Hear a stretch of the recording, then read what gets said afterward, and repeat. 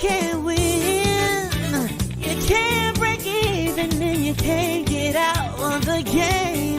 People keep saying things are gonna change, but they look just like they stay the same. You get in way over your head, and you only got yourself to blame. You can't win, child. Can't break even, can't get out of the game. Yeah. I'm done with life, and it's all Jermaine's fault. It's always Jermaine's fault. I'm done. All right. Everybody in the house, all the Jermaines in the house, stand up. Raise your fist in your hair and shake the dust of the strag from your sandals on your way out to freedom. Welcome. This is an impromptu. This is inspired by Mr. Z. You know, he had a conversation over the past about 3 days ago with the infamous F.D. Signifier, our local leftist, okay, our local leftist intersectional feminist that prowls these black manosphere streets. So it was an interesting conversation, and since he mentioned my name, you know, I don't go looking for fights, but since he mentioned my name, I thought, why not go ahead and give it a review? So that's what I'm going to do. So I'm going to welcome a few people. First, I'm going to actually, and so what's up, Craig? Craig's first person in the house. What's the next FD signifier? You're going to learn today, okay? Urban naturalists say, get them, okay? Adric, what's going on? You wasn't first this time, Adric. Sam C, Cafe es Bueno, what's going on, man? Okay, he said he's been waiting for this one. Lithium says, oh, yes. Valeri says, salute. Jeffrey, what's going on? Hurricane Greg, what's going on? OX, what's happening? Popcorn ready. I don't know if it'll be, hopefully it's popcorn worthy. Pragmatic Prime, what's going on? Cafe es Bueno said this is for the cleaning fee. And we're gonna get into this. You know how somebody said we shouldn't overheat the frog, so I want him to jump out the pot. But I said, what happens if you shoot the frog? He said, and then PK said, I can't take you nowhere. He said, ready and waiting for Dar. Lewis, what's going on?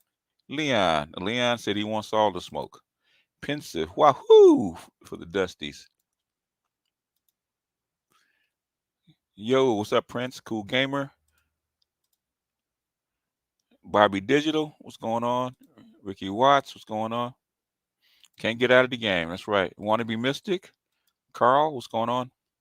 R Jizzle with the $5. Cafe says, I am Jermaine. Toya with the apple. Beef King, what's happening? Andre, what's going on? Wrench Turner with the 5. Okay, he's waiting. And give me a salute. Pensive, what's happening? Why we just Simplifier.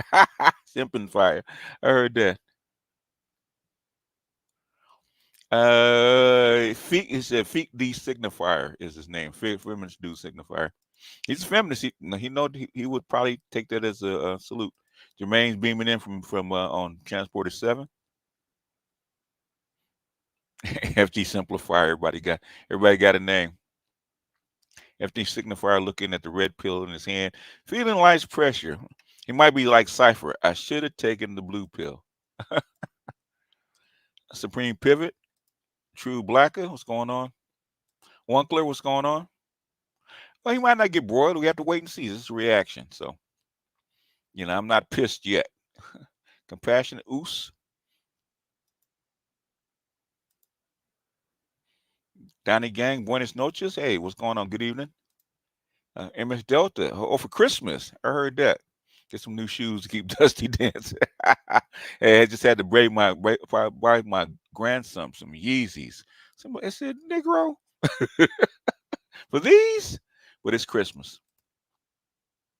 Told you I was here for it. I heard that. JT, what's happening? I think he sees the road of where the blue pill ends. As a man can't look. It is what it is, man. So FD is a good guy, base proletariat, and well, maybe sometimes you can't pull on Superman's cape. Sometimes crossing your fingers. Yeah, hey, you better put the praying hands up today. Just maybe. I don't know. I heard it. It said Dante Bryant. Yes, I'm ready. Silver Desperado. What's going on? Show me your ways. I want to eat like you do. Dell for SEO. We just Bamba. It's a Bamba. Bamba A. Okay, Bamba A. Is it Bamba A or Bamba? Bamba A. Okay. All right, we're going to go get him. See, Marty. What's going on? Yo. Anacetus. Jay. Okay. And who else we got? Anybody else? Chad. Lithium. He's a poverty pimp, just the rest of bread tube, living the dream of. Oh yeah, that's true. I don't, I have a hard time understanding bread tube because, I don't know, man. It's like reaction for liberals, man. They really don't make much sense. They don't really get to a point. There really is no point. A lot of mishmash, but who knows? Let us get busy. Let's start off with something that let's start off with something that Leon sent me, so I can find it. Oh, I know where it is. Documents. See if it works this time. Let's see. Yeah, that's right. I know. FD. There it is. There it is. Start naming shit, Negro. That works. All right. There it is. Black women. Okay. This is something. This is a precursor that was sent to me by Leon, which tells me that he knows what the red pill is, right? He just doesn't want to admit it. So. That is black women have realistic visions of that neoliberal success. Neoliberal success story. In other words, the so-called feminist leftist broads have bought into the neoliberal corporate structure. That's what he's trying to tell you. They're not fucking feminists or Marxists or socialists like they claim to be. They're good old-fashioned fucking capitalists. Okay, that's what neoliberal is. Good old-fashioned throwback capitalists. Okay. Where I can be like, okay, I got my degree, I got access, I'm a hard worker, I'm talented, so I can get all the things that they say that I cannot get. And at some point, you got to check off men, right? Or you don't have the whole package. Yep. And so maybe the key is like divesting, no pun intended, the desire to want all those things. Which, how do you tell that to black women? How do I tell that to black women as a black man? Because then I start sounding like Kevin Samuels. Yeah. And like, how do I say that? Yeah, say it again, black boy. Say it again. You start sounding like Kevin Samuels. Why? Because guess what? Just like Kevin, you know what? Guys, the bottom line is this. BGS is right. And also, what's up, boss? You believe that? You hold on. Oh no. Do you believe in that? Huh? Oh no. Ah! Oh no. Come on. Do you believe? See? What does he say? He knows. To black women as a black queer woman. Right. And you can't, because I know they'll come for you the same. They'll come for you worse they'll come for me. Real talk. Yeah. Let's call a spade a spade. So in other words, call a spade a spade. In other words, you're a coward. Just call a spade because you won't say it. You're a coward. That's all it is. If you know the truth and you refuse to say it, like a lot of people in the pro-black because they don't want their money messed with, you're freaking coward. It's okay. You know better than the coons. Kubert with the BGS tax, appreciate you. You know better than the freaking coons. You're a coward because you're afraid your money's gonna get hit. But you pee on us because we fucking up your money. Just go ahead and say it. Good old fashioned capitalists. Okay, we're gonna go black pill tonight. You know what it is, man. That's what it is. I mean, really, I could stop it right there. Okay, I could literally stop it right there, because the rest of this stuff, it ain't gonna make sense, because basically, the freaking truth, right? And this is the problem with the goddamn academics. Okay, and I'm not gonna go on a rant, because we got to get through this, right? We only got maybe an hour and a half, maybe two, and this is like a 2-hour video. We're not gonna get through the whole thing, right? So I ain't gonna go on no rant. But I told you, man, in the pro-black sector, in the academic sector, these motherfuckers know the goddamn truth. Okay, they know it. They know it. And what do? They run behind the women's skirts and hide, because they want the crumbs coming off the back end from the white women. They want the same crumbs that the black women get off from the white women, right? If you keep it intact, because basically white women got all the benefits of civil rights, right? And guess who covers their flank? Okay, it's black women and feminists like that. You're trying to cover this shit up, because in telling black men they have no right to be pissed. Okay, it's fine, but let's call a spade a spade. Okay, at least one thing I say about the goddamn coons, they do it unapologetically. I'm in it for the goddamn money. I'm gonna say whatever I need to do, keep my money flowing. At least they're fucking honest. Okay, they ain't gonna try to come down and shame you. Anyhow, let's get rolling. Let's go ahead and share this, and we're gonna react to this, man. I know you guys been waiting, and this was actually a video that Mr. Z was doing in reaction to a video I did called the 4Bs, right? Talk about Korea's feminist problem, where women are refusing to marry and have kids, all that kind of crap, and what kind of problems it's causing, and this stuff is spreading. But FD, I don't know why FD came onto this one. He didn't even talk about the subject. He wanted to talk to Mr. Z about the black manosphere. So, without further ado, if your brand is being a leftist academic, then hold you to higher standard. Stand Chrissy and Paris, not criticizing black women. Yeah, it's cowardice. It's cowardice. Ran on your secondary channel, please. I might. What I'm saying is that we'll see. We'll see. We'll see if we can get through some of this. To float women. So they're, the segment was speaking about 30, 40, and even 50-year-olds, but 30 and 40-year-olds. So we still not all the way there yet. This is something that we're going to watch really unfold in the next 20 to 30 years, right? So it's going to be real interesting to see how this unfolds in the next 20 to 30 years, if they can actually get a tax for floating people in general, but in South Korea, the South Korean women who can afford to float themselves, right? Oh, FD, you unmuted? Okay, maybe that's just me.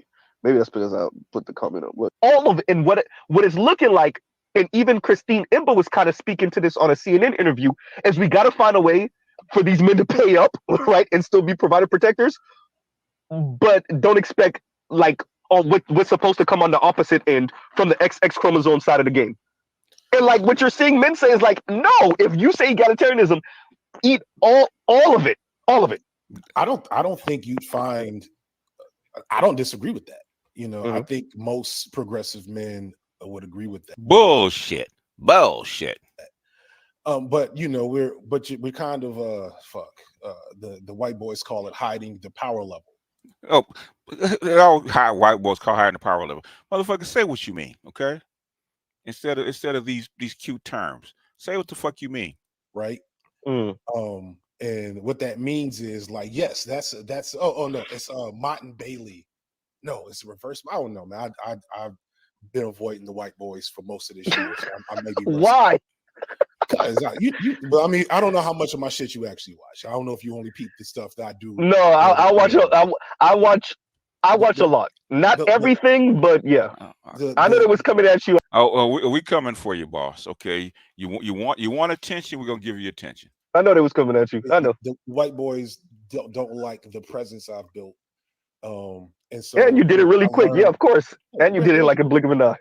Yeah. So there was a lot of conflict and beef the last year or so, that I've You're still a mostly black man with read. dreads.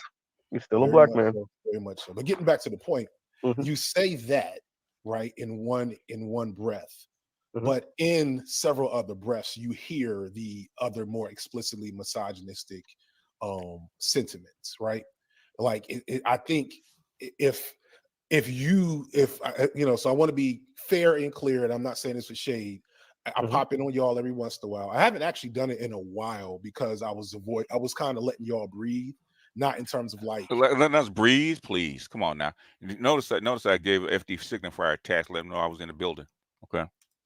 like on some ego shit, but just like I don't want to completely build my content around dealing with y'all, right? Yeah, make another channel, Negro. Like Okay. that's just by nature. So I hadn't really popped up on any of the Manosphere content in a minute. But I know enough to know that, if I come in here and I pay attention, I'm going to hear several things that I agree with, at least on this side of the Manosphere with the more left-wing figures. But then I'm also going to hear, shit about OnlyFans models and it's way too much talk about divestors and That's where the money is. That's why they talk about them. cherry-picked issues about insert women here did some bad crazy thing, and we're going to talk about it for several hours as if it represents the reality of It does represent the reality. That's why they talk about it. Okay, that's why they gather up on it. It does represent the reality because with most black women have the potential to go left, and at some point they do. Unfortunately, that is the thing, because guess what? Black women say it doesn't happen. Okay, that it never happens. It's not cherry picked. Okay, shit ain't cherry picked. There's so much of it. In other words, basically, if you think about it, if we just go by what all the fuckery that's on TikTok, man, you would never run out of material. That's how bad it is. That's how bad it is. You would never run out of material. It's not cherry picked. of black womanhood and black women's behavior I will across say the this. board. Let's because okay, so when you popped up on my stream, and you well, I guess you listened to it. I don't know how much you listened to. I listened to that whole until you got to the because whenever I do a new video, I'm always looking Mhm. for the critiques Mhm. because I want to be sharp. And so I Okay. actually listened to the whole thing up until you opened up, I guess, the panel. Okay. And then, Okay. and Okay. then I checked out. So I listened to Oh, the whole so it's thing. okay. So it's okay. Okay. Okay. And So I gotta tell you, it was a riveting. It was like in terms of like useful critiques, right? Mhm. Although obviously I disagree with so much and I have my own perspective, but it was a useful critique. I was like, yeah, this is some stuff. I'm gonna save some of this for later. This is some stuff to get into in the future. I don't know to see if this a compliment or a patronizing tone. I don't really know how to take it. Go ahead. I promise you, I don't patronize as much as people think I do. I wouldn't have. I promise you, it's more so. I was like, this is actually. It's funny. The only Actually, not a douchebag. This is very standard for academic feminists. Extremely standard, man. If you go over to Black Power Media, man, you hear this all day long. It's very standard, and not just for FD Signifier. If you go to the pro-black sector, okay, this is very standard. Okay, this is very standard. He's not a douchebag. I wish he was. I wish he was a douchebag. He was an outlier, but he's not. The reason why I'm here, not the only reason, but like the reason why I popped up just now is because I'm doing a side channel video based slightly on the reflections I had from listening to you and then looking at some other responses and peeping comments, et cetera, et cetera. And there's the video is going to be titled "Am I a Simp for Black Women?" I would say yes. Yes, you are. I would say yes, you are. I'll say this because there's a lot to take from the Swirlnomics video, and I meant what I said, brother.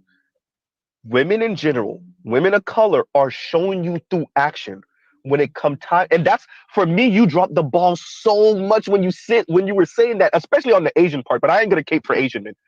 They talk all that talk, but when Jenny might said it right, dark meat for the side, white meat for the main course, obviously before Jeezy. women of color are showing you through action. Yeah, I'm talking all that anti-patriarchy talking, rah, rah, rah. But when it's time to get married, though, all these radical women, even Fab Socialism said it. Like I said in the video, even Fab Socialism said it. Now, she tried to clean it up when she was on Foreign Man on a Foreign Land, but I caught her when she said it the first time on her channel. All these radical women with white men. She didn't say non-black men. She said white men. Yeah. Right? You check out all the Very seldom do they marry others. Okay. Most times, if you're gonna see a black one marry interracially, it's gonna be a white man. They don't like Asians. Okay, for the most part. In fact, I've never seen a black woman with an Asian. Really, for the most part. Latino, but mostly it's white. Like I would say, like 90%.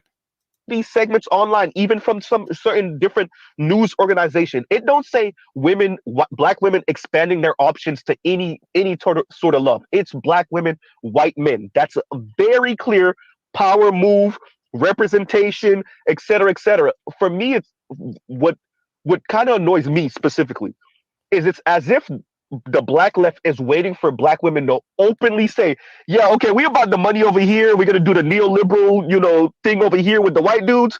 If, in other words, if I got to be with a black man, it's going to be a matriarchy. I'll do the patriarchy with white men. But if I got to be with a black man, he got to bow down. Go get him, Mr. Z. Go get him. Go get him. And see how far he'll moonwalk. Right. And it's really go ahead.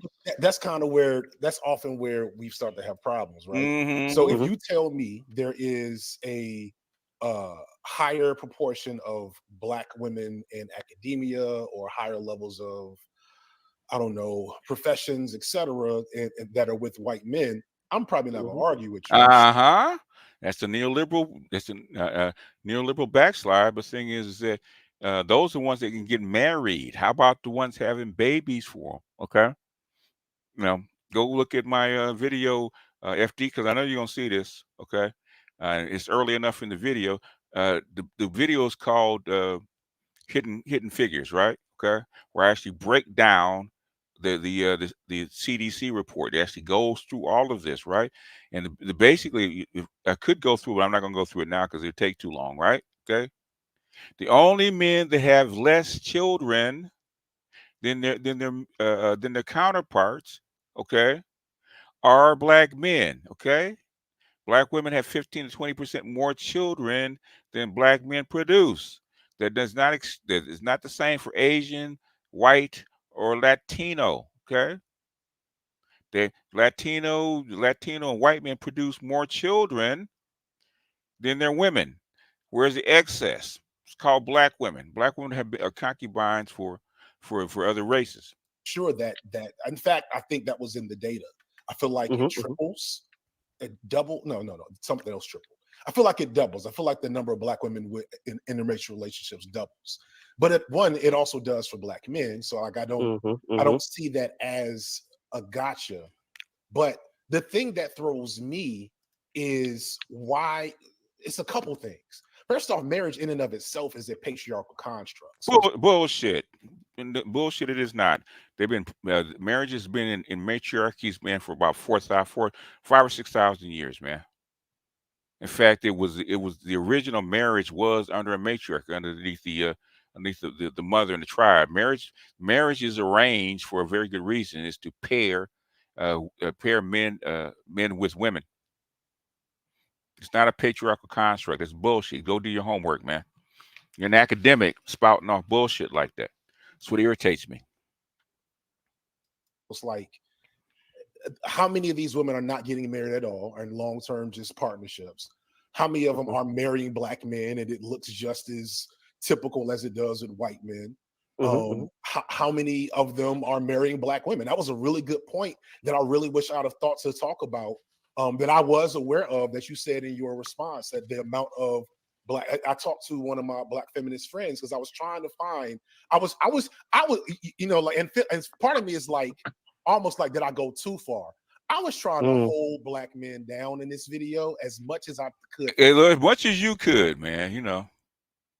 Your poor, your bless your simping heart. Because I made this video with the explicit intention of rejecting this widespread idea on social media that black men prefer white women. right? mhm. And that is that shit frustrates me to no end. I made it for a couple of reasons, but that was one of the main goals I had. And so, which the black manosphere has said from the very beginning for a very long time that black men, for the most part, prefer black women. We showed that stats, data, and statistics for the last 20 years. That was true. Go back to manosphere, the black manosphere, so-called 1.0. They were saying it back then. It's not new. Okay, for 15 years we've been saying the same shit, but you telling us like it's something that we don't know. You don't listen to us, but like I say, you cherry pick what you want to agree and disagree with. I was trying to find. I appreciate that, by the way.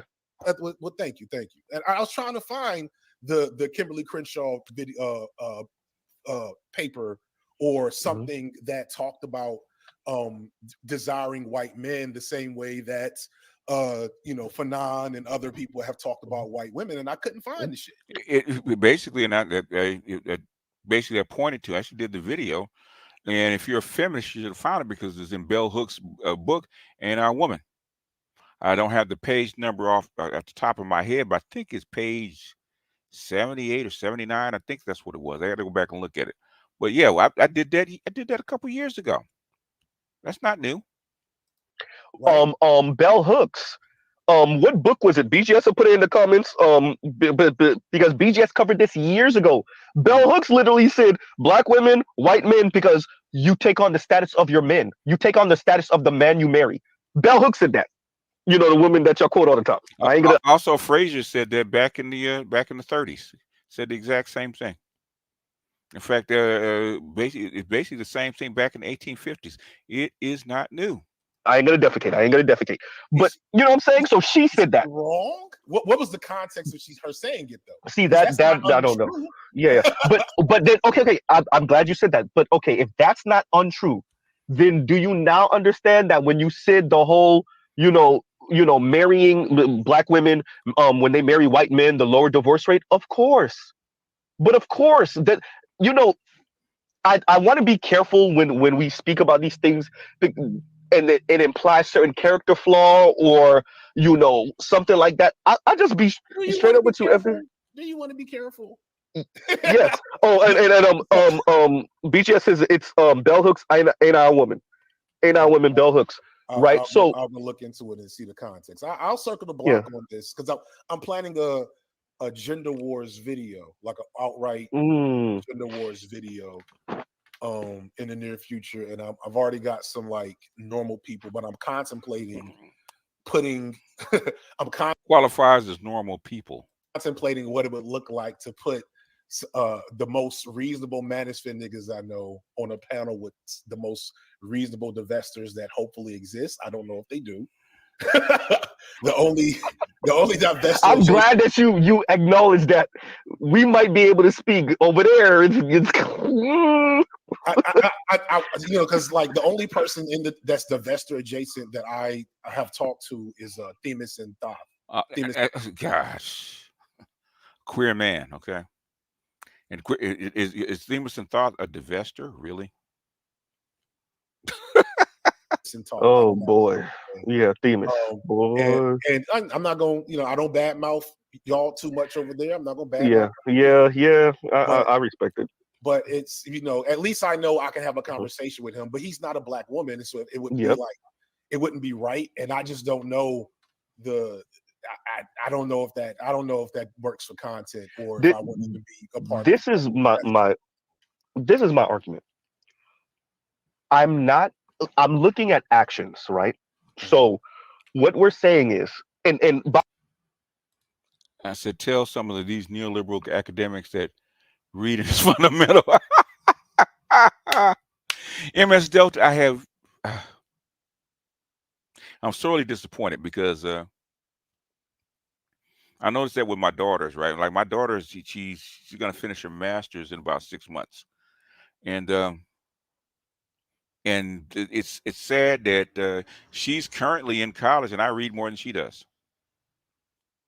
I've done like 3 of her papers. I read more than she does, so I don't mind because her degree is going to be in education, much like F.D Signifiers. But the thing is, if you're going to do this and you're going to represent as an academic, man, you got to read.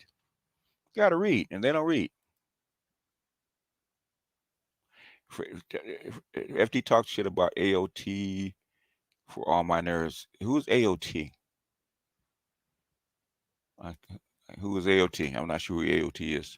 By the way, so further down on the Pew research that you showed on the Swarnomics, it speaks about the interracial marriage rate for American-born Asians, right? And that's why, if you listen, I said the 54% of American-born Asian women that marry out. That's not love, bro. And I'm not. People get married for whatever reasons they get married for. Whatever, whatever agreement you and your spouse have, that is what it is. Right. So we gotta call. Go ahead. Well, so all right. So let's extrapolate this a little bit. So an argument you presented, I think what you're getting at is an argument you presented is that Black women are not loyal, which is something I said in the video. Right. I'm saying they're not more loyal than Black men. They have less. Yo, we know what country we live in. Let me before you make that point, let me kind of roll that out so I can explain what I'm saying. What I'm saying is that it's not that Black women are more loyal. They have less choices because white men are white men. Not saying white women aren't white women. Not saying Latinas aren't Latinas. We're not saying they're not colorist and they're not anti-Black. We understand. We know what nations these people come from. Oftentimes, we understand in their communities. We get the color hierarchy. We know about the caste system and the tech. Attack on the Titans, the Black Pill anime by giants, cannibalizing people said in post-apocalyptic. Is that a movie? I think I might have seen that one. Feel that's going on with the South Asians, Indians, right? So we get it. I'm not saying that these people don't. The women of these groups aren't, don't have anti-Black sentiments. What I am saying is the men in those groups, from what we can see, are just so much more dogged about it. And what I'm saying is that does affect Black women marrying and dating out. It's not that they're more loyal. It's like, it's clear that, and there's so much studies about how white men see Black. Let me speed it up just a tad so we can get through some of this. 1.25 is good for y'all? Let's see. Because Mr. Zeke talks kind of fast, so we'll see. Women, right? So that's what I'm speaking to. There's to. definitely something to the fact that Black women are devalued in society. Right. Okay. Like it's really ironic, and it's something I like. The only reason I'm thinking about taking the risk of putting y'all together in a room is y'all are all like, some of y'all are saying almost the exact same things in my comment section, except from different angles. Like, you're telling me Black women aren't more loyal; they just have less options.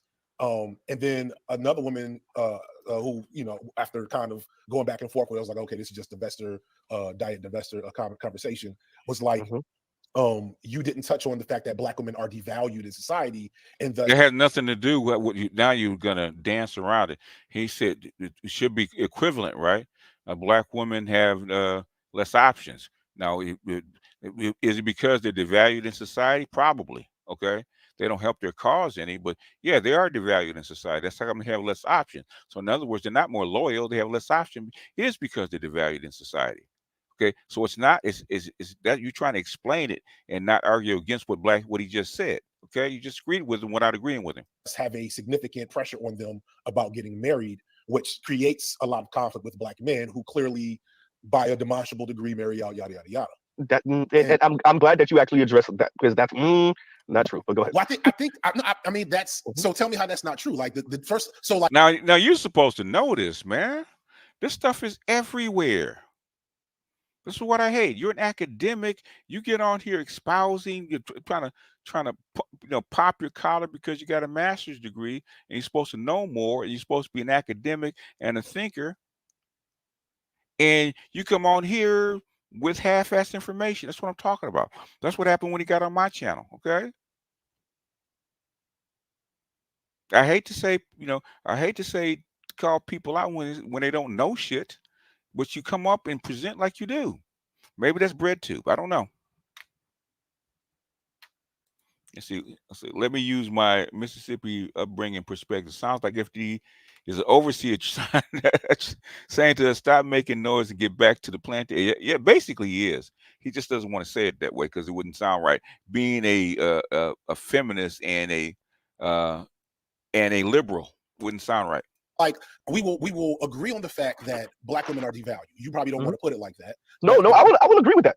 Okay, I agree with that. Black women are devalued, and thus their ability to seek out men of other races is going to be harder. And so, yes, Negro. Yes. Yes. 1 + 1 does make 2. Yes, Negro. the numbers are definitely going to be skewed by that. That's a confounding factor. I don't know if that automatically says that they are less loyal than I presented them as, or that let's say the common logic would say. Common logic to me is something you said. I talked about it in the video that I thought was really profound.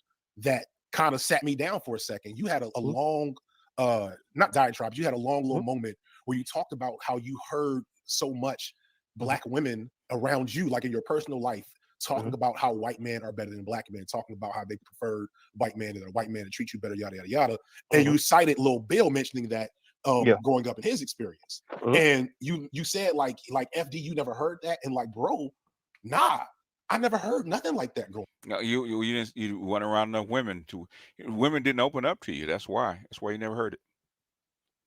I mean, growing up or even as an adult, okay, you never heard it because they keep it secret. But the thing is, what did your Black feminists that married white men say, or will they be honest with you? Growing up, and I really do wonder about that, because what is, and this is an argument. You'll see the video when it comes out. It's gonna be less cordial. I ain't watched the B-roll of it yet, but I ranted a lot on it. But so FD coming at our neck, y'all. That's what you're saying. Okay. I kind of came for y'all a little bit. Well, come for us, come for us. We were born in the dust, bro. I'll get to the other thing in a second. But as usual, I circle back to say, okay, how do we unpack why this sentiment exists? And the argument I make is that when I hear stuff like that, I think to myself, and then I look at how I observe the space. I say, man, these dudes really feel like Black women hate them. They're low level contempt and hatred. Yes, they do. Okay, it's low level. We've been saying that for years. Kevin didn't believe it at first either until he saw it. He saw it from his own family. Okay, it's a very complex dichotomy which you haven't really explored. Okay, you haven't explored because you've been in the blue pill world so long. You've been in academic blue pill world so long. You accept it as normal, and you accept their anger at us as righteous, and it's not. Low level contempt and hatred, even when they're married to you. Like, that is to me the ultimate conclusion of how this space operates. And that may not be you, but you got to admit there's definitely a lot of. I think that may exist. Here's what I would argue.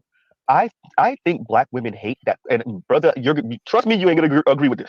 I think Black women hate that it wasn't Black men that went around the planet, raped, pillaged, conquered, and destroyed to make about 20% of. Yes, they are. Cynthia G just says it out loud.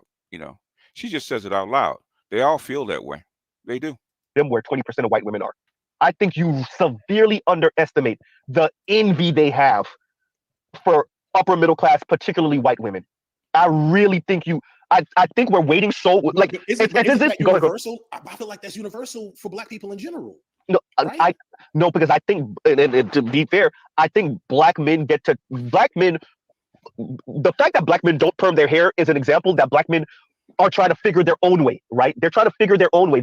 They're working on something separate and apart. Because Black men cannot assimilate, okay? And Black men have tried that, and you trust and believe. When my father in the 50s, 40s, 50s, and 60s, they try to conk their hair and try to assimilate. Guess what? That shit did not work. Okay, it doesn't work. The one drop rule was not for light skinned or mixed women. It was for men. Okay, it's always meant the one drop rule is actually meant for men. Women that just haven't got thrown into the mix from being in the shadow of what white manhood and white masculinity is. That's what I think Asian men got caught up in, right? So I don't. Go ahead. So this is where I'm gonna try not to evoke them too much, because they be on my neck and it really gets on my nerves. But this is where I often disagree with the Black male studies dudes. I think there's just such a hand waving. I think Kevin before the Thanksgiving, I actually played the Thanksgiving video where he actually showed his mother and his aunt the James Earl Jones piece, right? And he sat down and had a chat with him, right? I think that's when he really felt it. I think that's when he really felt the low level contempt and hatred of Black men. Okay, I think that's when he started to see it. because you accept it, you accept it. But I think the James Earl Jones video actually woke him up. The myth of white womanhood actually kind of woke, because James Earl Jones said the same thing that we've been saying for the past 60 years. Okay, the exact same thing. In fact, basically, what's her name? I forget her name. She wrote "Their Eyes Are Watching God." She was saying it all throughout her book. Okay, about this dynamic. Continuing. Of how much desire black men have for white masculinity, in the same way that black women desire white femininity. Like, I think y'all, like, to me it's obvious that across the board there is a desire to embody the oppressor, and the oppressors perceive. The only way to survive and be inside this system, right, is to take it on, because you're trained to, okay, from the time that you're little. Okay, is what black men know. They can't adopt a white male stance. They know that. Okay, it's impossible because of our color and because of our stance. Right? We learn how to code switch. Not the same as white women. We don't, we don't desire to marry Becky for status. Power and I don't know, because I've said it even on my channel, right? I like being smart. To be honest, I was being sarcastic, but I was like, I'm sorry, black women, we're not the ones that went around the planet and raped and pillaged. I'm sorry. I'm sorry. We can't kick off Marco Robbie. I'm pretty sure you know who Ashley Acuna is. She used to be the host of the Grapevine. Nah. Oh, you know? Okay, yeah. Grapevine. It used to. What is the Grapevine? Because that came up in comments and stuff. So. Yeah. It used to be on YouTube. They deleted everything. But it used to be this kind of panel discussion with a bunch of obviously black people from across the diaspora. It used to be held out of New York. And yeah, the host of it was named Ashley Acuna. And I said, I'm sorry, we can't kick Margot Robbie off of, because right now she's like the white girl, right? So we can't kick off Margot Robbie off of the pedestal of beauty and I say Ashley Acuna as the beauty standard. My apologies, right? And I'm being funny, but I'm not, because the goal is not to really tear this down. And I want to say this because I need to pin this point down. The goal isn't not only to not tear this down. It's as if, particularly on the black left, y'all are waiting for black women to be so brazen. I didn't say just swirlers and divestors. I'm saying black women writ large to be so brazen about wanting to be white women, right? Upper middle class white women in particular, because we already know the average white woman is living Roseanne's life, right? She's not living Real Housewives of Orange County. That is true, but what they're looking for Miss Ann, okay? The myth of white woman is Miss Ann, okay? Zora Neale Hurston wrote "Their Eyes Are Watching God." In fact, me and Dr. Jess, I think we actually did a review of it. I think I did a review of it about "Their Eyes Are Watching God." It's better to do the book because there's a lot more in the book about. And first, that's where the in the beginning, the black women, she quoted, "Black women are the mules of the world," right? The mules of the earth. That's where that quote came from. But at the very end, right toward the end, she also had a quote that the two truest free women in the country are who? White men and black women, because they do what they want. Okay, that came out of her book. Okay, you take their anger as righteous and put it on a T-shirt. Yep. Black men want to be treated like men and human beings. How does that mean wanting to embody white masculinity? Actually, they don't, which is why we couldn't go to the continent and be trusted, right? Because we don't. We actually want to be as far. We've been so unfairly treated by this system. Most black men really they want the accoutrements, but they don't want the system. They really don't. I say this often on my channel. We get that. That's not what they're not asking for justice. They're asking for power and to be next to the men of power. And that's what I disagree with on the swirlnomics thing, by the way. And I'll pause right there. Go ahead. So, but to me, what this is this is I wish I could remember the words I used earlier, but this is my point earlier about how the power level is hidden, which is, to me, you're describing a phenomenon that describes all black people, especially black people who are petite bourgeois, who are almost there. Who, if they could get the right job, if they could get the right husband or wife, if they could get the right hookup or connection, they can get this loan, they can get this deal, then yeah, they can be, air quotes, black excellence, right? They want to live the American dream, right? And guess who looks up to them? Okay, who looks up to them? Okay, because of course we want the best for ourselves. You think we want to live in squalor? You want to live in the hood and gang fested and cockroach ridden and rat ridden and Bantu stands, okay? surrounded by white police where clubs go upside your head? Of course we don't. And we want to be the Cosby Show. Of course we do. Yeah. So A winning a battle just told to lose the war is not winning the strategy. F.D Signifier is garbage. Well, you know, he's not as bad as some others that I've heard, right? Okay. He's not as bad. But the leftists have been poking around this space for a while, man. And something at some point, man, we're gonna have to engage. Okay. We've been trying to let them live. He's talking about letting us breathe. We've been letting them live.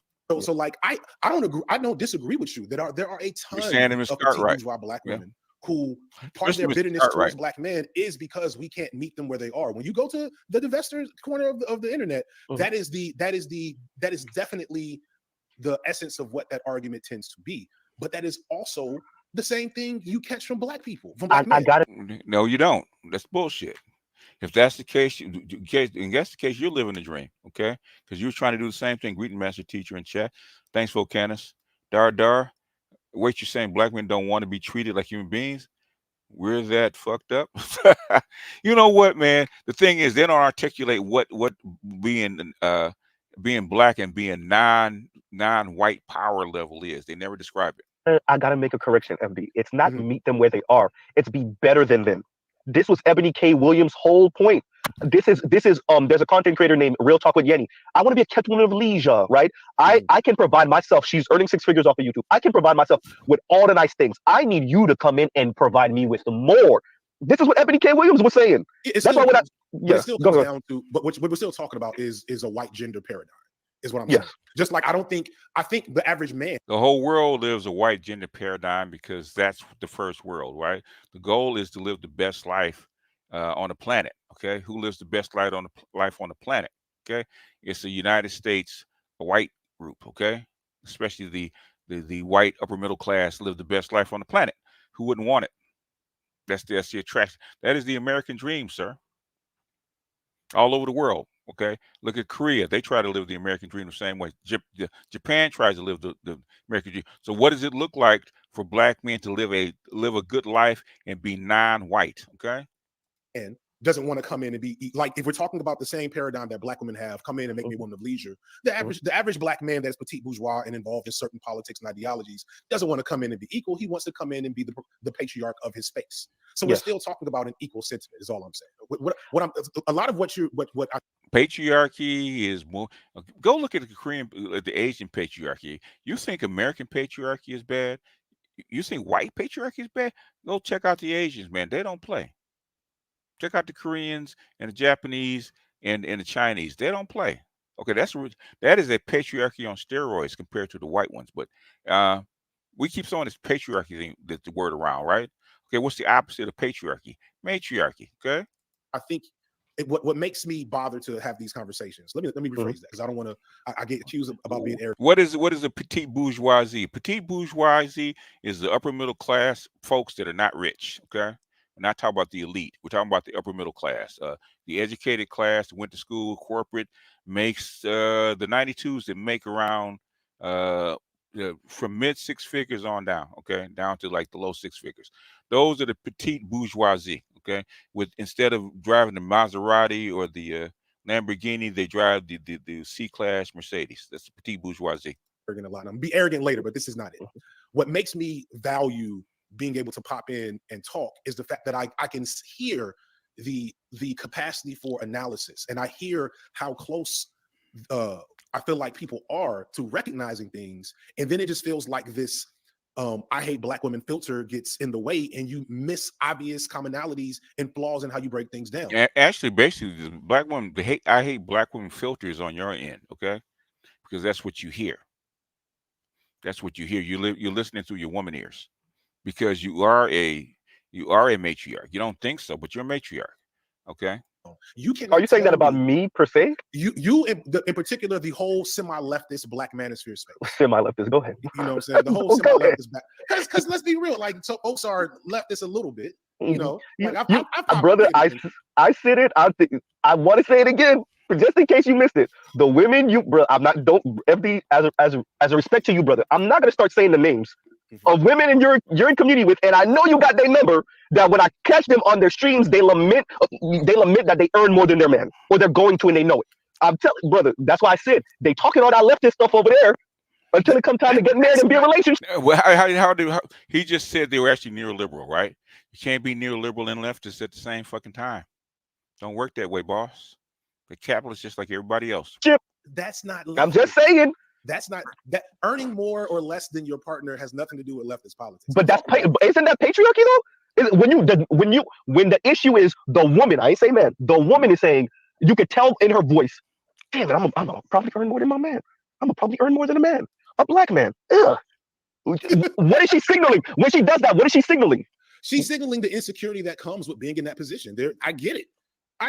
Brother, now you see why we say what we say. Go ahead. One thing I want to clarify is they always try to equate. This is something. It's just called flat blackness. Okay, they always try to say that black men do the same thing. Okay, until it's negative. Okay, when it's negative on their part, that we all do it, right? Okay, when it's negative on our part, then just you do it. That's that flat blackness that Dr. Johnson was actually talking about. All these feminist academics do the same shit. Okay. Flat blackness. As you know, I in different comments is I get accused of being a secret patriarch. That like I come and I talk down to brothers in the manosphere, and like here I am at home with a wife that doesn't work, whipping my. You're bragging that is a patriarchal flex. That is true, sir. Kids and. Oh, see, I didn't say that part, but I definitely did say FD started making money. His wife is a stay-at-home mom now. I'm just saying. But peak though. Like this is so. Let me talk about myself for a second in that situation, right? So I haven't always been a person who identify themselves as a leftist, but I've always been trying to save the world, right? That was me. So you're not you don't identify as a leftist, okay? Oh, now we shaking a tree, right? Now we kind of going wiggly on us, okay? I'm not a leftist. I'm not a feminist. What the fuck are you, okay? You know, where's your square at, son? From an early age, I came out of school. I spent like 1 year trying to be Puff Daddy. God forbid I'd have actually been successful at that. And then I went into teaching, and from that moment on, I've been in social services and frontline action and activity and whatever else. And for a hot second, before I started doing YouTube, I was finally making my way up into a more lucrative, semi-corporate, but still. In other words, you're becoming a limousine liberal. Okay, that's what you're becoming. Yeah, you're leftist, son. Still public health, social services space, right? Yeah. The whole time, my wife, she was into corporate America. And so early on in our relationship, I made more money than her, and I did different things to hustle, whatever. She went and got her, I had got my master's. She went and got her master's. Mine is in education. Hers is in business. Her master's is worth more than mine. It just is. So for the next, for almost 10 years of our marriage, she made more money than me by a nice enough margin. I know, because I've heard you say it. Go ahead. Right. And in between had 2 children. Right. So what any black woman who just has a sense of survival instinct is thinking about is how to properly get through that burden. And but basically, whether he's garbage or not, basically, these are academics that come at us, and what he's expressing is the academic jargon that's in politics, in the schools, in social work, and all this kind of stuff. These are the kids that were brainwashed into this feminist ideology.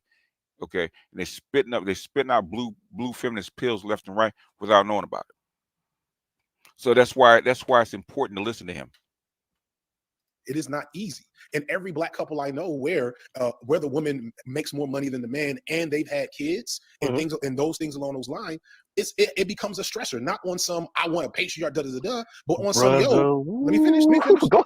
Go ahead. But based solely on the fact that when our second son. No, sir. In neoliberalism, incomes are very important. Neoliberalism is good old fashioned capitalism. Go back and look it up. Okay. Go look it up. Neoliberalism is very much about the rich getting richer. Okay, so that's not true. Go back and look it up. I just went through a whole neoliberal thing about less than about a year ago. Whole neoliberal thing. Okay. In fact, I hit people to a whole series about neoliberalism. It's I'm not even going to try to describe it because it would take too long. Okay, and money matters in neoliberalism. Before that, under FDR, which is socialist, okay, incomes didn't matter as much. Okay, in neoliberalism, yes, sir. Yes, sir. All this deregulation and with the rich getting richer. Yes, sir. Came. Mhm. And we had, certain bills that suddenly had to be paid that we weren't ready to pay, and certain responsibilities I'm not. and things that need to get done. It's No, I'm not, dude. Okay, keep it 100. I can only understand what you write.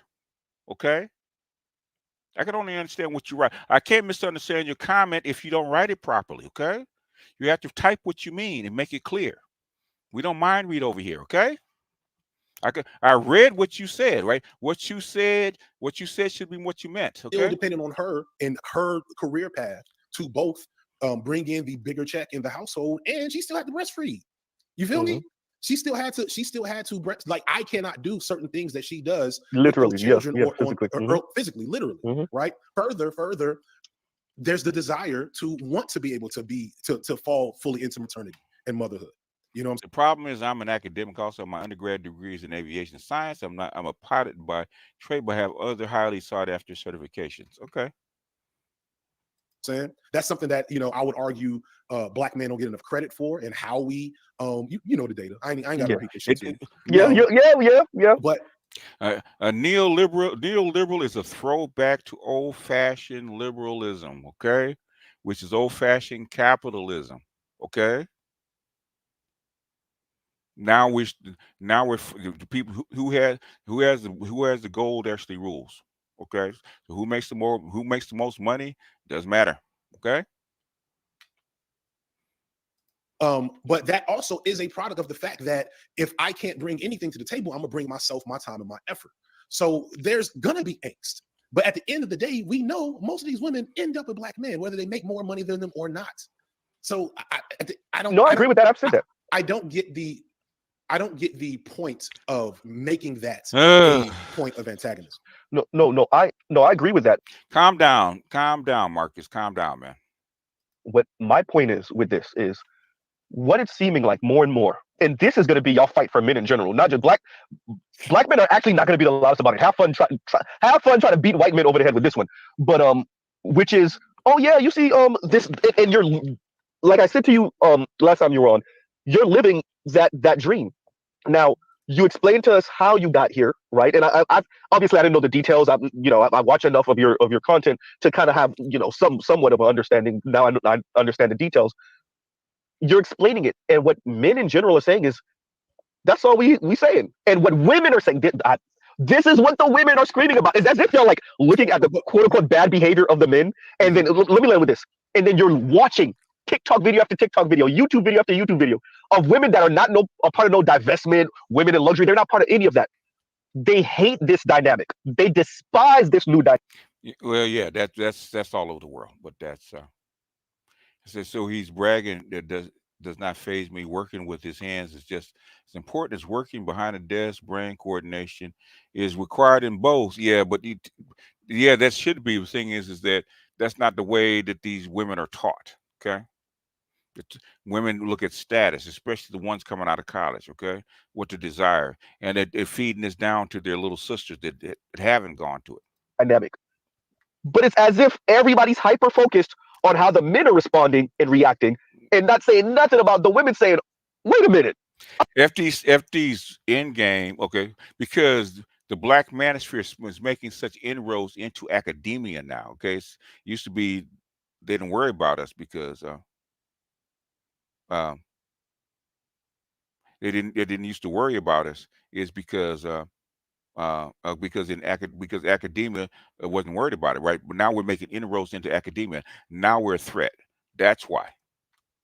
So he's trying to do what the pro-blacks tried to do maybe 5 or 6 years ago. We're trying to convince these wayward Black men and soften them up and get them corralled and get them back on the game plan, and so we can actually so-called work with Black women or work with this so-called this so-called new neoliberal feminist agenda. Okay, doesn't work. Doesn't work. Okay, because it doesn't work on the ground. I gotta pay bills like this, right? Women across the border saying, okay, I'm just not gonna have kids. I'm just not gonna have children. And they're being very explicit. Why? The money, the bills, the 50-50. But we created an environment.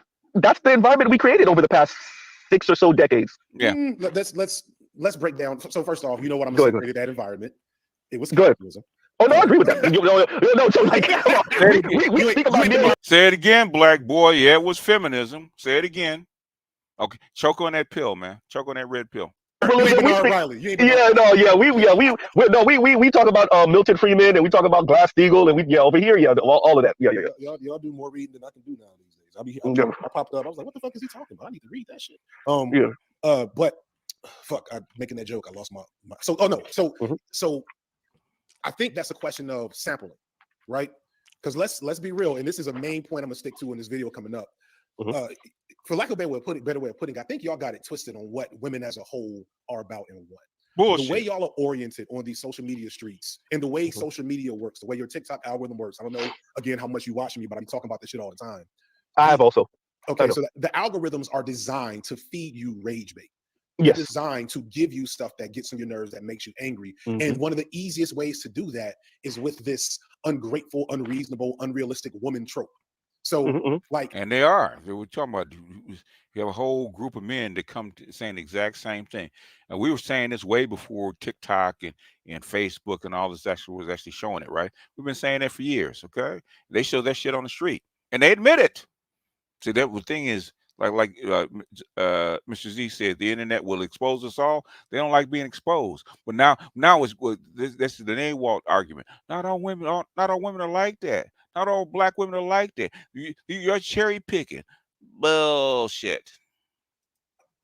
So many of these women that are making that TikTok, that Vine, fuck, I'm old, that are making that TikTok or that YouTube short or Instagram reel. So many of those women are actually in egalitarian and monogamous. And they're not happy. Okay. And monogamous. We'll check monogamous. I mean, egalitarian or what they call it, hypergamous relationships. But they're just making the TikTok because that shit gets clicks. That shit gets looks. That's them venting, right? That's them venting. Yes, they're not happy. And it's the same as when a dude, the many videos I see of men complaining about how their wives have unreasonable expectations. Yes. We should made a European and African argue. What do I do? I made a European and African argument, or made them argue. Okay, I have no idea, man. I don't know what they're arguing about. I couldn't tell you. Or mood swings, or don't know what they want to eat. Like you, that's not not knowing what you want to eat. Yeah, that's true. But the mood swing, that pale in comparison. But this is what I'm saying. Based on your standpoint, though, is what I'm saying. I can. Let me just finish the last thing. That goes back to the fact that from your perspective, you've experienced a world where black women denigrated black men in favor of white men, and I didn't. And I'm not going to explicitly argue that your perspective is invalid, but the data supports mine. Bullshit. Right? Bullshit. Okay, you don't read. Bullshit. Data on who black men and black women are actually marrying, the data on how many black men. So if you understand how the data actually matches up, how has it not affected your perception? But as I said, this is not a function of loyalty. This is a function of choices. Yes. That's why I agreed with you when you spoke about black women being devalued in the society. But it's who they're devalued. He can't add. Okay. When he's doing what they call whole math, right? 1 + 1 = 3. You buy primarily, and then seeking those people's approval, white men, right? And I want to be very clear. That's where Asian women come in. I always do the juxtaposition on purpose. Asian men earn more than everybody else in this mug, and yet Asian women said, "Yeah, but about that, see that Asian man that white man in the prestige and the white skin on a white dominated planet. See that trumps that money that you're earning, right? Yeah, sorry, you're more educated, but white man." What I'm saying is that's not just. It's all over the world. It's not just here. It's all over the world, right? Because white men dominate, and that females are designed to give their offspring the best chance of survival in any environment, right? I've been saying that for like 30 years. Okay, I learned that in Lucifer Principle, right? When he said it, right? A female organism. I don't care what it is. It can be anything from a human being all the way down to a bacteria, right? Same thing, right? Give your offspring the best chance to survive in any environment. So black women, Asian women, and Latino women are all doing the same thing, right? Coloring their hair, wearing contacts, all that kind of shit, right? They're gonna try to embody, what they desire, okay? What they desire for their offspring, even though they don't know what it is. Okay, colorism is nothing but women trying to get an advantage for their offspring. Okay. Mindy Kaling is not the only one on that right now. Ooh, I said her name. Yeah, I meant it. She's not. I don't disagree. I'm I'm go not ahead. gonna dig too much in the Asian women business. I got some Asian homies. I don't, you know, there's some there, but I don't got enough. There's a whole lot of there. You're just this is the thing. Look, we have PhDs in the space. I know you know. So if they have to protect their careers, if they have to, you know, Mr. Z is just a little blue collar worker, I'll say it. Because we all know there's a there. It's not just a little there. There's a whole big there. Oh, no, and what I'm there. I'm just saying, it's you're by nature of the space. With Asian women, it's not just money; they want to feel secure. But the thing is, and also what they're missing is most of the Asian women that are married to men in the United States. The reason there's such a big disparity is because actually there's more Asian women in the United States than Asian men. Is because a lot of the Asian women are imported. That's why. But that's the part that they leave out. That's how come a lot of this stuff is incomplete, you know. And a lot of this stuff is they talk about a lot of stuff they haven't researched. Okay, I researched this stuff. Okay, there's one thing I do. What I try to do. I don't always do it because I'm not perfect. I always try to look for at least 6 or 7 sources before I even come up with present you guys with an idea or with a theory. Got to have at least 6 separate sources coming from different directions, right? And the thing is, why do Asian women marry out more than Asian men? It's because there are more of them, number one. And number two, a lot of them imported. A lot of them are actually Filipinos. The biggest group of Asians in the United States are Filipino, okay? Of women. There have been Filipino brides coming over from the very beginning. The first Asians, not the first, but saying the biggest group of Asians coming over after World War II were what? You know, we're Asians, right? Koreans. There's stats about Koreans coming out marrying white guys and black guys. Okay, even back then. That's why it's not that hard. Okay. You often flatten it to women bad when we also no, but that's not what I'm not. I want to be very clear. I'm not about dictating to women what they should want. I'm not about saying, you know, the Pew Research was flawed. It's 1 year, one small study, and people have been running with that ever since. 1 year, one small study. What I will say is, okay, let's be honest about why this exists. Okay, that's your desire. You said this. This is your desire. Why do you want it? Right? This is the thing that you're doing. And at 50%, 30%, 20%, right? Why is that? What's going on here? And what I'm saying is, and I said this on the video, you might have forgot it, but I would love to see you speak to a Dr. Jennifer Lundquist or Dr. Chantel Buggs. Those are the authors of The Dating Divide. I think there's one more author, I can't recall the name, where they spoke about online dating statistics. Women of color respond first to white men and then men of their respective races, right? Mm-hmm. That includes black women. Mm-hmm. That's not the Anubis with the humongous super chat. Appreciate you, bro. You know, appreciate you. Kudos. But case for black men, though. You see what I'm saying? What I'm saying is, Dr. Richard Reeves says something where he says, and Dr. Richard Reeves, I know you know him, of Boys and Men, Brookings Institute researcher, et cetera, et cetera. He says something like, who would have known that when we took the brakes off of women, they would pass men and become valedictorians and start going to university and college more and just blow past. Marcus, go look up the stats, man, about imported Asian women. Okay, why the percentage is so high is because there's actually more Asian women in the United States than there are Asian men. So even if they marry at a higher rate, the reason that it's so skewed the way it is because there's a lot of imported brides, lots of them. Past boys and men, right? And they would, you know, start in these certain careers. And he was saying his youngest son was so used to seeing female doctors that he didn't even know there was such thing as male doctors, et cetera, et cetera.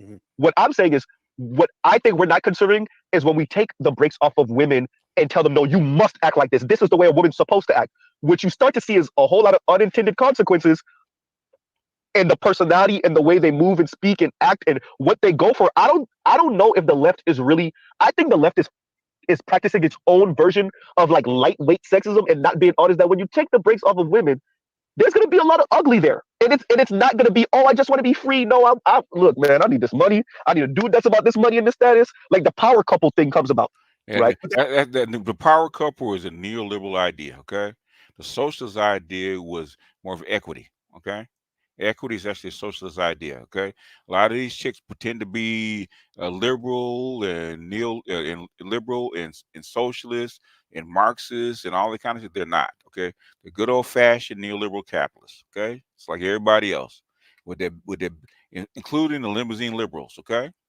That's not so. Let's be clear. That's not the left. Yeah, That's go ahead. at best. Bullshit. Bullshit. That is the left. Bullshit. Right. The thing is, the right is trying. The right, the red pill right women are trying to reverse this shit. Right. It's the lefties they can't. They can't get it done. Right. Okay. There's been women. The left wing. Feminist women have been saying it for a while. Upper middle class feminist women have been saying, elite have been saying it. If we can't get you guys to actually go past this 14%, then we can't get it done. You guys going to have to change your view, how you view women. The thing is, they can't figure out how to overcome women's nature. It's women's nature to look for a provider. Even Susan Vinker said the exact same thing. Everything's all cozy as far as fucking partners until she wants to have a baby. All that shit stops. Okay, then nature takes over. That's Jay-Z, Beyonce. You know what I'm saying? I know where you're going with that. But that's what I keep on speaking of. And so I've also been very critical of girl boss McFeminism. Yeah, McFeminism. Yeah, but girl boss feminism. Yes, yeah. Yes, So I've spoken about that before. We're definitely we're mostly aligned with the fact that there is a contingent of women, Black women specifically, that are trying to reconcile quasi radical politics with the desires of capital and wealth. Neoliberal capitalism. Neoliberal capitalism. That's it. Yes, sir. Yes, sir. Right. That is, I think that was put perfectly on display, like in Aftermath of Black Lives Matter. I've had conversations with a lot of Black feminist academic types who've been like, yeah, you not really had to sit down and like engage with academia as what my homeboy called it, neo-colonial something. I don't know. It's a colonizing. It is. Yes, that's what Tommy Curry's been trying to say for the last the last 12 years. He's been trying to say that shit. Yes, Dr. T's been trying to say that shit. We've been trying to say that shit. But guess who? Guess who's defending the shit? It's you, sir. Force. It's the colonizing force is what he's getting. Yeah. At. So like there's that's not even a there. That's just true. That is just a reality that is facing people in whenever you get to that petite bourgeois status, you're going to have that pull. But again, what you're describing to me is a universal phenomenon with that group. You're talking about we're going to take no, it's not a universal phenomenon with that group. Okay. If it is a universal phenomenon with that group, and those are the movers and shakers in your movement, okay, that are actually pushing this stuff downhill and making women making baby mamas that have 5 kids, by 4 different daddies, want a 100K guy because they want the petty bourgeois neoliberal lifestyle. Okay, Kevin Samuels actually exposed that night after night after night and after night. Now they all wanted the neoliberal petty bourgeois dream, right? Okay, the Miss Ann dream. Okay, the girl boss dream. Breaks off of women, which just to be clear, you're speaking to the fact that we removed a handful of barriers to make it more possible for women to compete in academia and the professional marketplace, etc. To which they still tend to lag behind in all these other ways. Let's not forget. They don't lag. They lag behind because they don't want to do the fucking work. Okay. They basically, if you look at Microsoft, you look at Apple, you look at Facebook, you look at you look at Amazon. Okay, eBay was actually started by a female. Okay, there was one big tech company started by a female. Okay, she and her husband actually started eBay. Now, the loans, the education, all that stuff was all set up for these women, right? They could have got the same loans, the same angel loans. In fact, the one chick that did get it, I'm trying to remember her name. She got in trouble scamming. Okay. Women don't want to do the fucking work. What they want you to do is make the company so they can sit in it. They don't want to do the work. Okay, they want to sit on the board after you get the company running. Okay, that. But that a handful of these women, now armed with the capacity to do for self, are either going to wait for a man that can meet them at the that can meet their standards. We'll say, I'm not going to say meet the level, that can meet their ideal standards, or be by themselves, or get with other women, right? Yep. Bingo. Bingo. I guess you haven't been watching us. We've been saying that for years, right?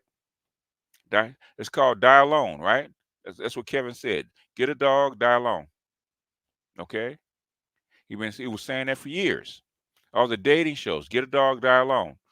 Or get a woman, which doesn't really work because women don't like taking care of each other. Yeah. And I personally, like, as long as they're not doing the neoliberal shit, Elizabeth Holmes, I don't have a problem with that. If you just want to do your lawyer job and you waiting for your high value man, or you're gonna date your homegirl, or you're gonna date the rose, like, as long as you're not becoming a divester in the process, right? Which let's be clear, I'll argue this: divestors are a small niche community. Yeah, they are so far. Okay, and so is MGTOW. Okay, you laugh at it. So was the Black Manosphere, small niche community. Guess what? These things tend to blow up. I think on the internet, I think you're right. I think, and I'll say this, like the why debate with FD? He does not want to understand the spaces, safe spaces to demonize men who are speaking up and uplift Hebrewism. Okay, Bad Mike. Okay, this is how did we get where we are? And this is why I keep hating this, right? Okay, do you want change, or you want to keep this as a small club? I'll ask that. If you want to keep this as a small club, don't have to debate him. Don't have to talk to him. The thing, y'all Negroes need to understand the other side if we're actually gonna go change shit. Okay, he's speaking from the liberal, leftist, feminist, academic side, right? Which, guess what? All your laws, okay, your family court laws come from these kind of motherfuckers, right? Okay, if you want grants, okay, you got to go through these motherfuckers, okay.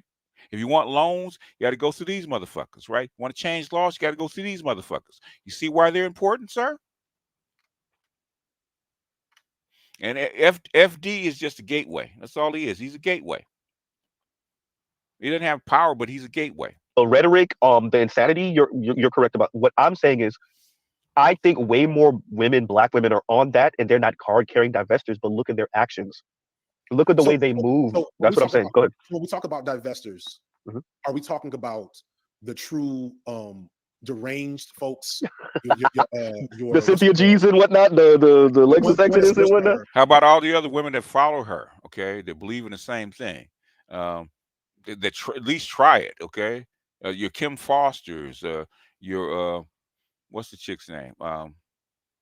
Your Steph Cole, that try that shit, right? The feminist leftist chicks that have a penchant for white meat. Okay, how about them? Whole lot of them. They're just not accepted. That's why. Lexus Exodus and this and that. Oh yeah, no, she's we're in Auschwitz when you're speaking about Lexus Exodus. We are. I thought the one girl was worse. I used her video. Divested zealot. That's what. Oh yeah, no, that's the next notch up. That is official, mass graves. That's mass graves right there. Yeah, you're right. You're right about that. Yeah, that's mass graves. So are we talking about them, or are we talking about, I think y'all named Chrissy, who I'm not super familiar with, or like she an OG. About Crystal Karazin, okay, she didn't call herself the divester. We call them swirlers, but they've been with us for a long time. They're in and out. The thing is, they can't hold on to a white man. Okay, that this the only reason they hold on to him because white men don't keep them around in the space. This one I haven't heard from in a minute. She came, made a little splash. I think she got her money and dipped. Who, Paris Malone? No. Pink something. Crystal and Kerosene?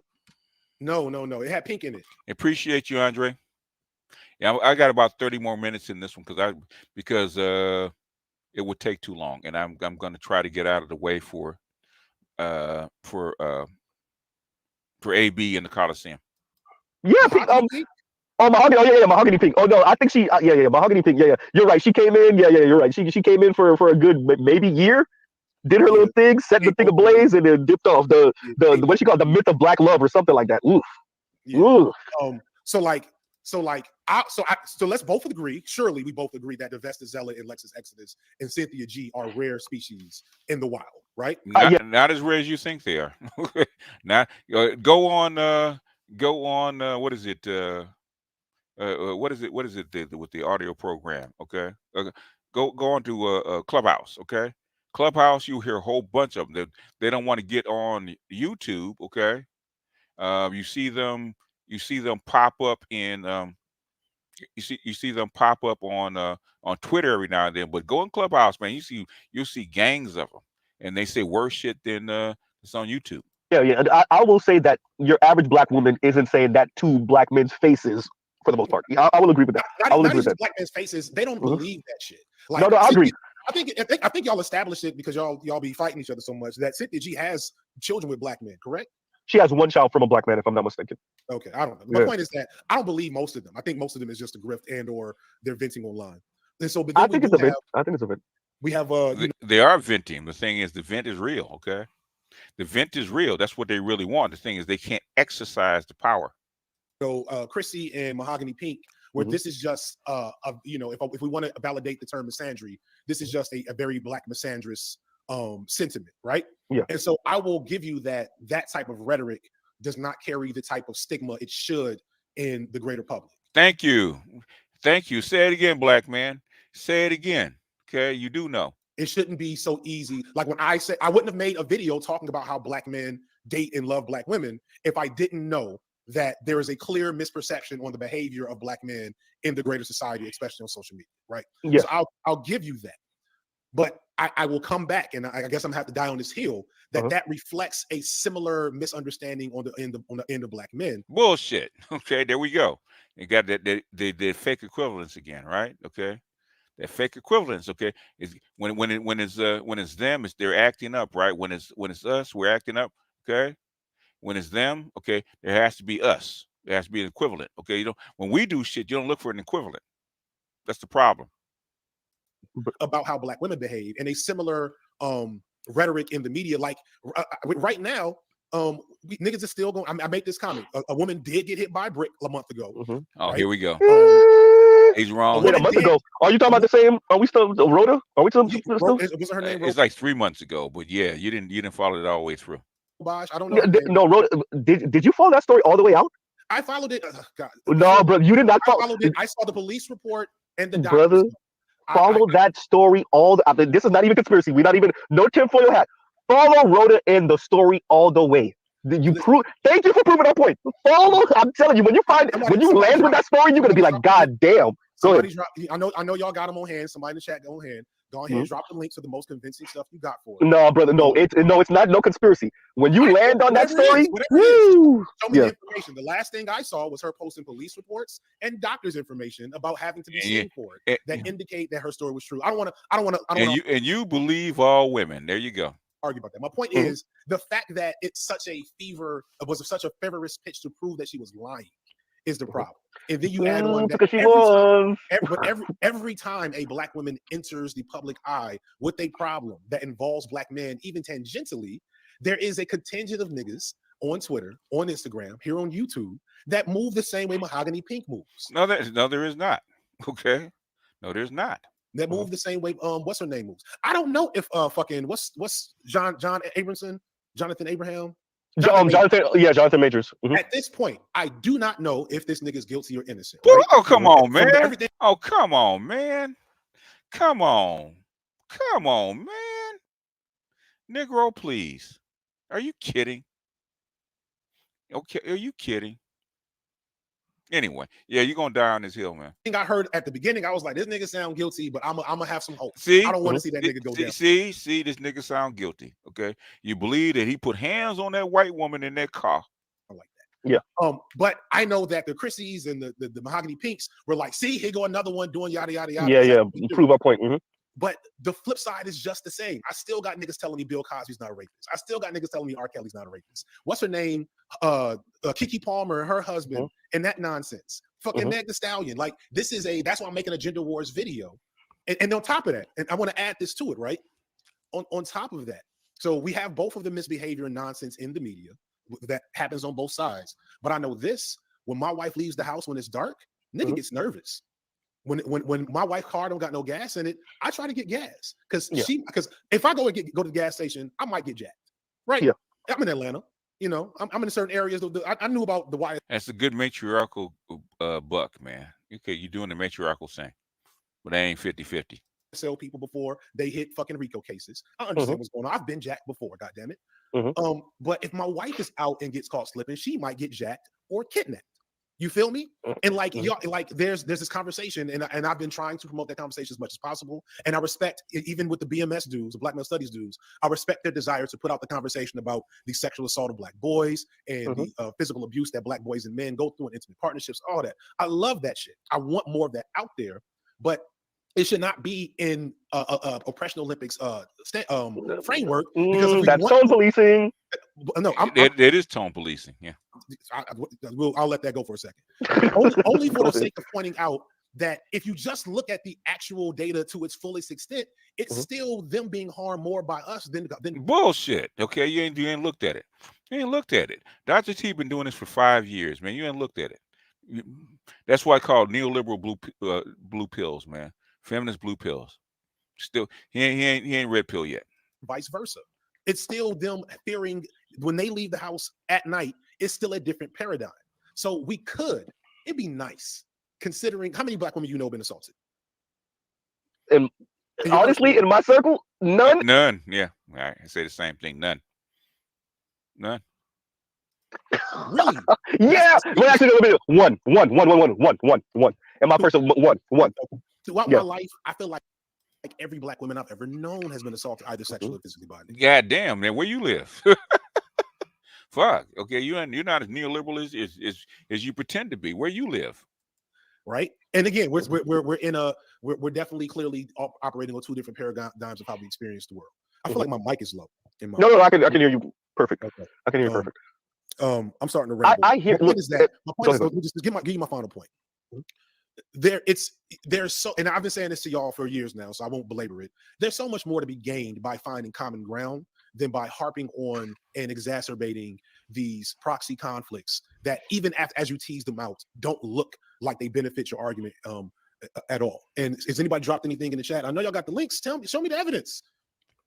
Y'all post all the videos of Rhoda when she did this the first time and the second time, and her harassing the white woman in the lobby of the hotel, and post her. Didn't she say something like 2-3 weeks ago? Didn't she try to pull a stunt again 2-3 weeks ago? Y'all post all of that. I'm telling you, brother. Wait until you find out. When you land on that story, you're gonna be like, oh, I know. I want to see it. Yeah. I'm eventually going to talk about that whenever I do this gender wars video. And as a matter of fact, Dr. Richie Rashad, who has Undisputed on YouTube, I think he's a TYT affiliate. He actually had a segment where a sister came on and she kind of low-key apologized, like she felt like she was played by Rhoda, and she was like, she took advantage of the gender warring discourse online. And if I'm not mistaken, I think that young lady is an attorney, and she was saying like, oh crap, like she didn't say sorry, Black men, of course not, because they never do, but like, okay, we might have got caught slipping on this one. We might have went too far too fast and mocking y'all and making fun of y'all and going at y'all for questioning this, and then it might have turned out that y'all were right. I got to see something that reviews the evidence that was presented. The Sneak said something here that I think is interesting. Black women are not devalued; they just don't birth white male babies. Unconsciously, white men considers it genetic annihilation and views babies from Asians as white. So racism, my nigga, like y'all. It's like, I don't think we doubt that here. I think, I just want you to catch my framework, right? Because we be saying the same shit with a different standpoint. What I just heard. Yes, and your standpoint makes all the difference. That's what they call a standpoint theory. That's why you don't get it. Okay, why are you trying to change our standpoint? You're supposed to understand it, right? We be saying the same thing. Yeah, but you've been disagreeing with my nigga all night long. Statement is Black women suffer racism in a gendered way. Right? Because they are further away from white men are willing to partner. You're right. They're willing to partner with Asian women because they see those babies as white, because Asian is the model minority, yada, yada, yada. Y'all know that shit. But when they have their children with Black women, they have to engage with the existential white supremacist conflict of racial annihilation, that those kids may not come out looking like them. No shit. There's a chance they may want to be in community. So why did they have babies for them anyway? Since when in the Oprah era have women ever said we just want things to be fair in regards to how we discuss issues involving black men? They have never said it. Okay, they've never said it. They've never said it. With Bro, black people, especially if they have a black mom. brother, have you ever, FD, have you ever, and BGS, if you still in mind putting the link in the description, I mean in the chat box, you already know where I'm going. You do know that black women have like 1.5 million more children than black men do. Yeah, something like that. Yeah, and but who from who? Somebody tried this on me before. No, somebody tried this on me before, and actually it doesn't work out the way you think it is. Well, how does it work out, brother? Okay. How does it work out? Because I did the math. Okay. We know about your whole math with the 1 + 1 = 3. But go ahead. Let's hear the whole math. Go ahead. If there's something I'm getting wrong, you already know I'm open to hearing it. If I'm doing the math wrong. I got into I feel like this is a Reddit argument I had years ago. But the math don't math how you think it maths. And I wish even if it's not. If I drop the link, Leon, it's only gonna be for 30 minutes max. Okay, you gotta go beyond the clock. It's gonna be for 30 minutes max because AB's probably got something coming up. Okay, I just wanted to do this one real quick. See if AB's got something coming up real fast before I continue. I'm sure he does. I'm sure he's got the Coliseum. If you really want to discuss it, AB has a Coliseum, man. Y'all can go discuss this shit all day long if you want because he's got one coming up. He's coming up in 7:40 because we got till 7:40, 7:09. So it'll probably be, it had to be just about 30 minutes because his is coming up in 30 minutes. So this was just supposed to be a quick hit. So continuing.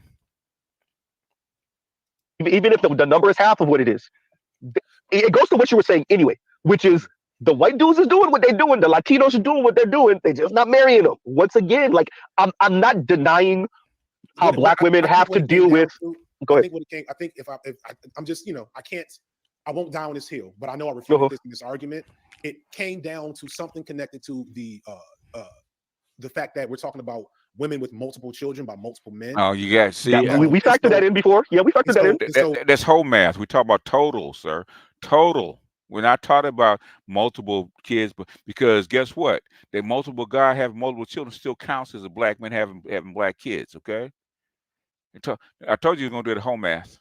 So if you are a black woman with like 4 children by 4 baby daddies, that black woman has 4 children. Each of those baby daddies has 1. And so the math didn't add up to be nearly as big a disparity as it was presented. But as big as a disparity, and there's a whole different argument to make about that also, about black women with multiple baby fathers. I'm not even going to go there with that one. I'm gonna leave that one alone. But there's still a there. What I'm saying is I do not deny how black women have to deal with anti-blackness coming from non-black men. What I'm saying I agree he's paid to be ignorant because he has to protect his salary. I don't blame him. Is don't couch that as loyalty. Yeah, so how do we explain the disparity? And there might have to be some more data on this. Like I'd have to do a much bigger. You if you saw it, the papers are there, man. Okay, the papers are there. How you can dispute it if you haven't even researched it? Okay, you have to say you got to do more research. Okay, you've been listening to them chicks trying to brush it away, but things you can't get past it. We're talking about total. Okay, talking about all the black men and all the black women, and there's a disparity on how many kids of each have, right? Okay, because it's supposed to be a 1-to-1 thing. Okay, the black child's supposed to be tied to black men. Okay, how do you explain the white men that have more than their women? Where they get them from? Same thing with the Latinos, right? How do you explain that? How do you explain it? The non-black Latinos. How do you explain that shit? You can't. I'm gonna openly say I cannot explicitly refute this as a confounding. Thank you. At this time, I don't have the research. I don't have the information. I only have the logic and the perspective that I've had my personal life. Mm-hmm. I've only seen black men be celebrated by black women. There's a million songs about black women. Women celebrating black men. Here we go. It's all through their media. It's all Here we go. Media. When they make shit, they put black men in it. Here when we go. Shit, we put Here half we go. black women in it. I can't. Okay, this is what I'm saying. If I do not buy into this standpoint theory of black women being more moral than men, black men. I don't buy into that either. I don't buy into that either. I'm gonna land with this. Let me land with this.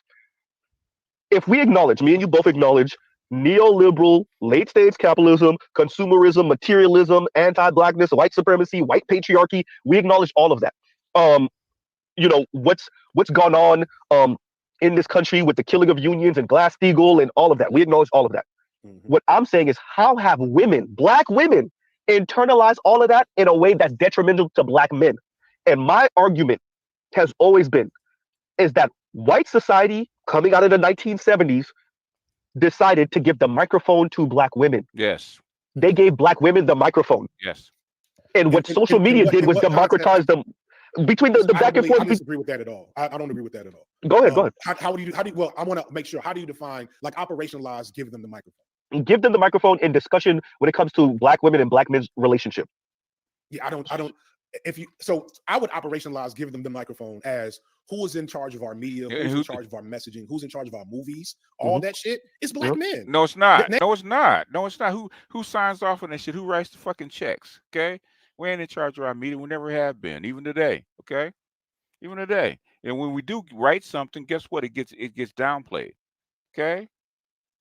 Who greenlights this shit, man? Come on, you're smarter than that, bruh.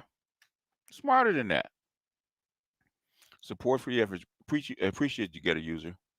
Wait a minute, he's supposed to be an educated academic. Yeah, it's supposed to be. I know. Name 5 black female directors of note. You got Ava DuVernay, the one chick that's a lesbian. In other words, it has nothing to do with it, bruh. Who signs the goddamn checks? Who signs the goddamn checks? It has nothing to do with it. Oprah Harpo has whole studios, okay, and the biggest person that's a black male that puts stuff out. Guess what? He's a gay black man that puts out stuff for females. Okay, who signs the checks? Doesn't matter. Okay, the people that sign the checks determine who gets the microphone. And yeah. So that's not where I'm going with it. What I'm saying is give them the microphone when it comes to conversations between black men and black women and our relationship woes. Yes, I don't.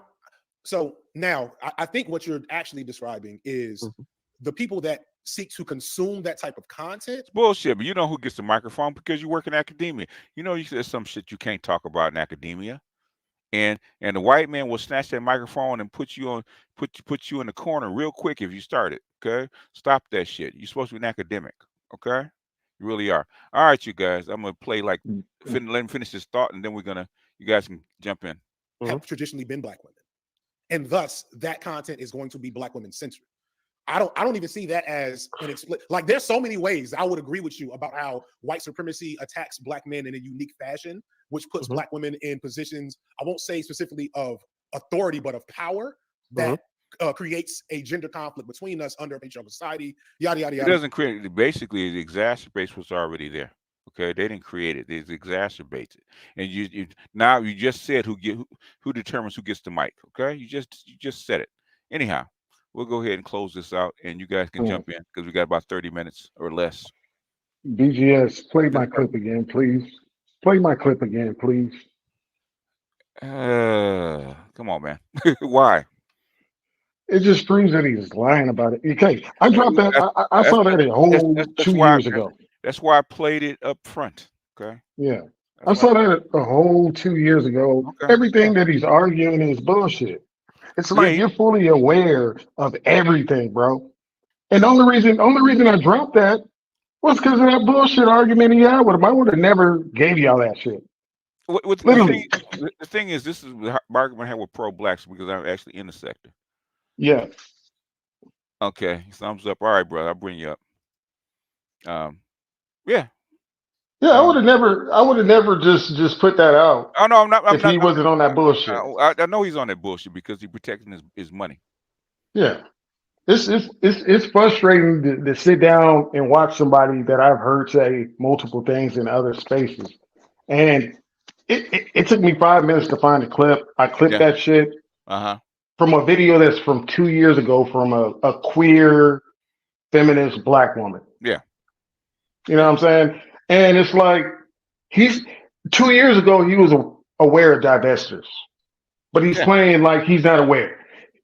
Oh yeah, black women do date, but those are liberal, progressive white. There's no fucking difference. Yeah, They participate in. yeah, It's like gay white guys are different from heterosexual, but they get an advantage because they're gay. Like they're white. They're yeah. white men. Stop the White man. bullshit. Yeah, yeah. Like That that shit. that's the liberal. That's the limousine because he's a limousine liberal now, right? So Yeah, they got money to protect. That's the limousine. They're the opposite of what a coon is, right? It's a limousine liberal dance. Okay, yeah, they try to dance around it and fake around and stuff like that. Even Richard Reeves that wrote Boys and Men, right? He tries to dance around the same shit. Okay, yeah, until he slips up and actually says something that's real and somebody catches it. yeah. Yeah, And like I watched Rich Reeves when Andrew Yang brought up the lack of black men and yeah, intersectionality, yeah, yeah, and yeah, Richard Reeves got off the topic real fast. yeah. He Like did. like Yeah, I, I listen to Jordan Peterson, and I tell the guys, I was like, yo, he's not debating this woman, he's negotiating with her. yeah, They're like, no, I was like, this is a white negotiation, bro. yeah, This yeah. isn't a debate. No. Like niggas, this. Let me stop talking. This shit frustrated me. That's why I put that shit out there. Well, the thing is, it proves that he knows what he's talking about, right? That's what Yeah, it does do. He knows what he's talking about because he said it. Okay, he said about neoliberalism and about how his people, okay, not talk about everybody, the same people that he advocated for already know the deal, right? yeah. How do you explain it to them, right? Okay, they're not for It's like equity. Okay, they're it's not for equity. how Go can ahead. I make this argument Yeah, so it'll make it harder? Like I want to lie to myself, and is this a good lie? That's yeah. the shit he pulling. Like I want to tell the truth, but I want it to be a half truth. How can I soften this up so that women can hear it? Which is I hear this shit all the Yeah. time. Go ahead, This, Andre. let me get out of I would here. say that like right now, we have people like we got Grinch in here, we got Keep It 100, and we Uh got Edward in here, and they huh. were Uh huh. all talking. Well, except for Keep It 100, they were Yeah. talking about possibly making an in appearance on the Coliseum. We'll see if that happens or plays out or whatever you want to call it. Yeah, well, And whatever, man. this would be the perfect timing because like these niggas need to come through and like have a conversation. The thing is Don't that hide behind your what, don't what's hide behind your audience. Come through and have a thing conversation. the thing is until really COVID and Kevin and really the academics start having really what really started the academics to start shaking in the boots was 2022 when the Ice Cube effect really started to hit. Oh shit, these niggas are real. These are for real. Then black women really started to stand up and take notice. Okay, they're actually a force to be reckoned with. Now we have to talk to these black men these dusties that we've been trying to ignore for the last 15 years, the last 30 years. Okay, in other No, words, I completely understand that, but I'm uh huh. talking about like these dudes that have very large audiences in comparison to like the You average know, person.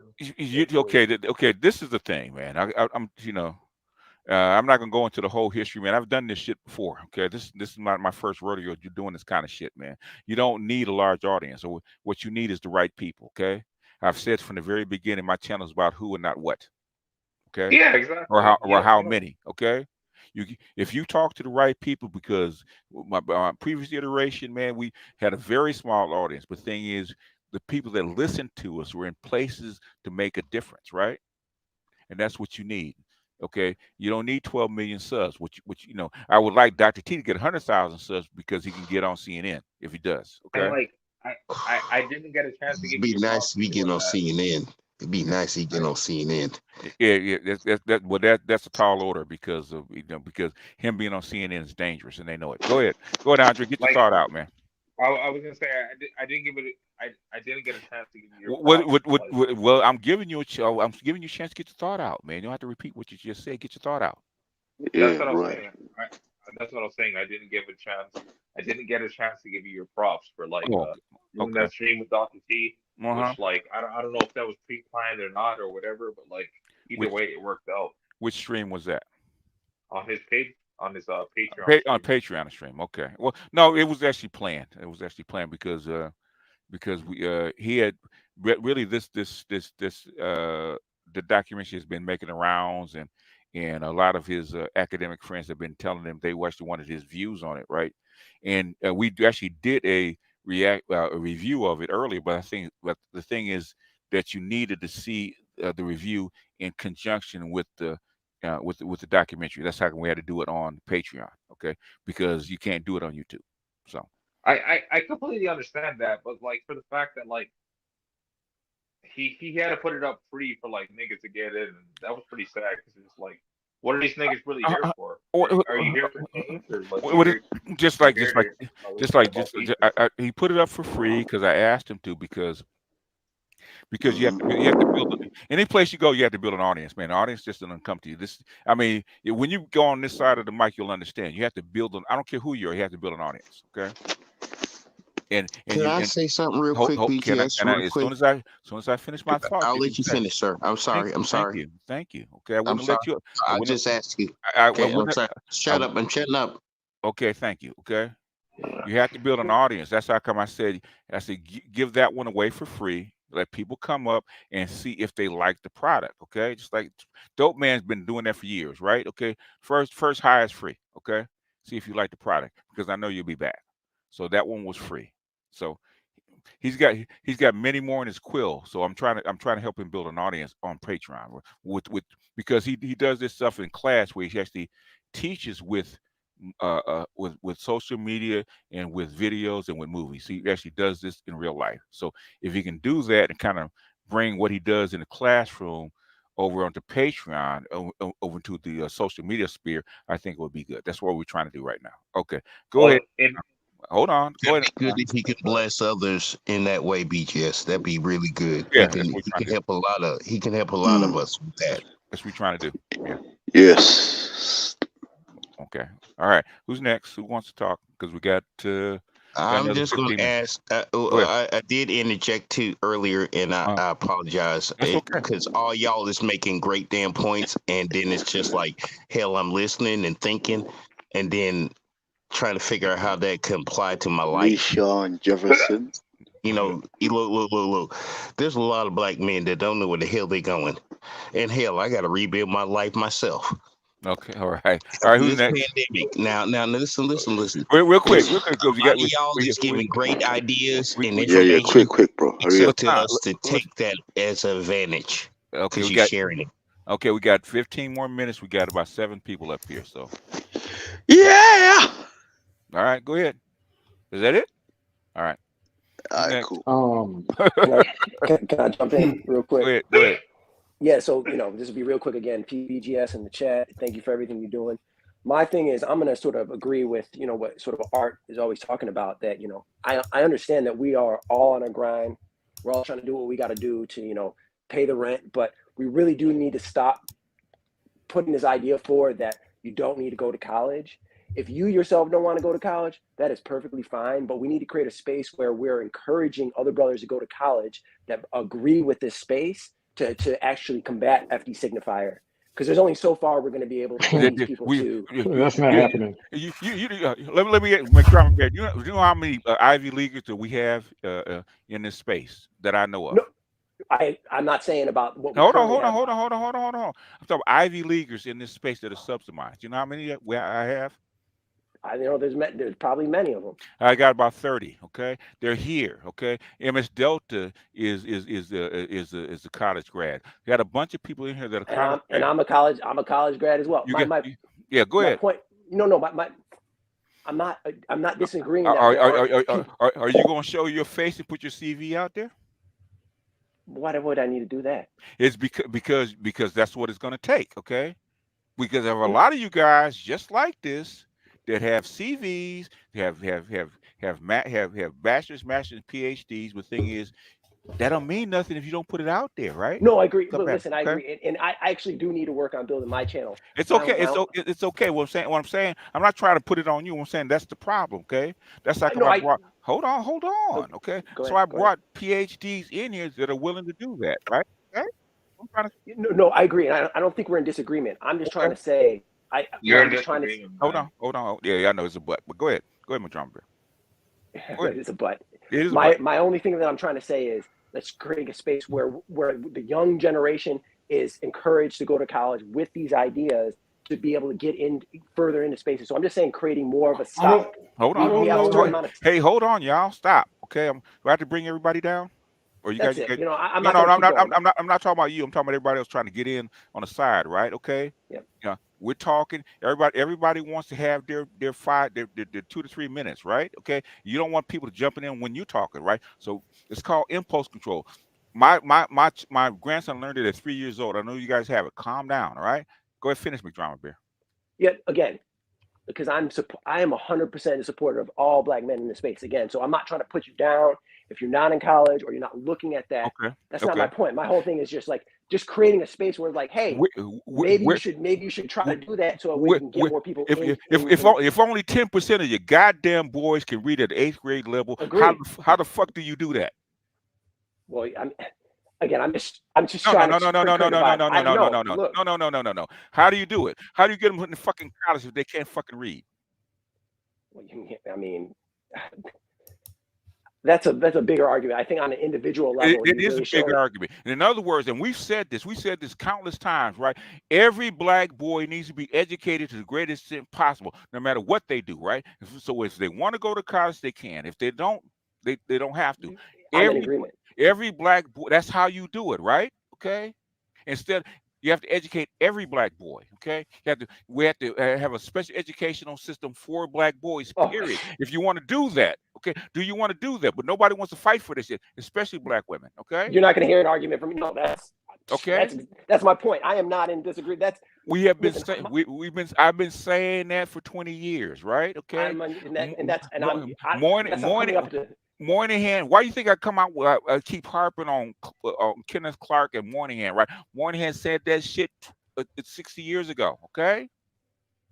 I guess all I'm trying to do, and I'm just dittoing that point. I'm just trying to say, just putting that more out there, that we just be more encouraging of that and trying to get the boys educated, because the only way we're going to really defeat an F.D Signifier is if there's more of us to beat him, because he's never going to really agree. It's not going to happen. Well, hold on. It has to happen, right? It has to. That's why you have to get on the bandwagon with Richard Reeves and this boys and men, right? Because guess who's having the same goddamn problem that we are? It's everyone. It's white men. Men. Yeah, exactly. And what have I said, right? When the pendulum swings back the other way, who needs to be in front with the bucket out? I don't know. Black men, right? Kevin Samuels started this whole wave, right? We started this whole goddamn wave. We need to be in front, okay? Gotcha. Yeah. So again, I don't think I'm not in disagreement, and I'm not putting anyone down. I know you're not in disagreement. What I'm saying is you have to listen to what I'm saying instead of cherry picking. I've been saying this for a very long time, right? Okay. Mm-hmm.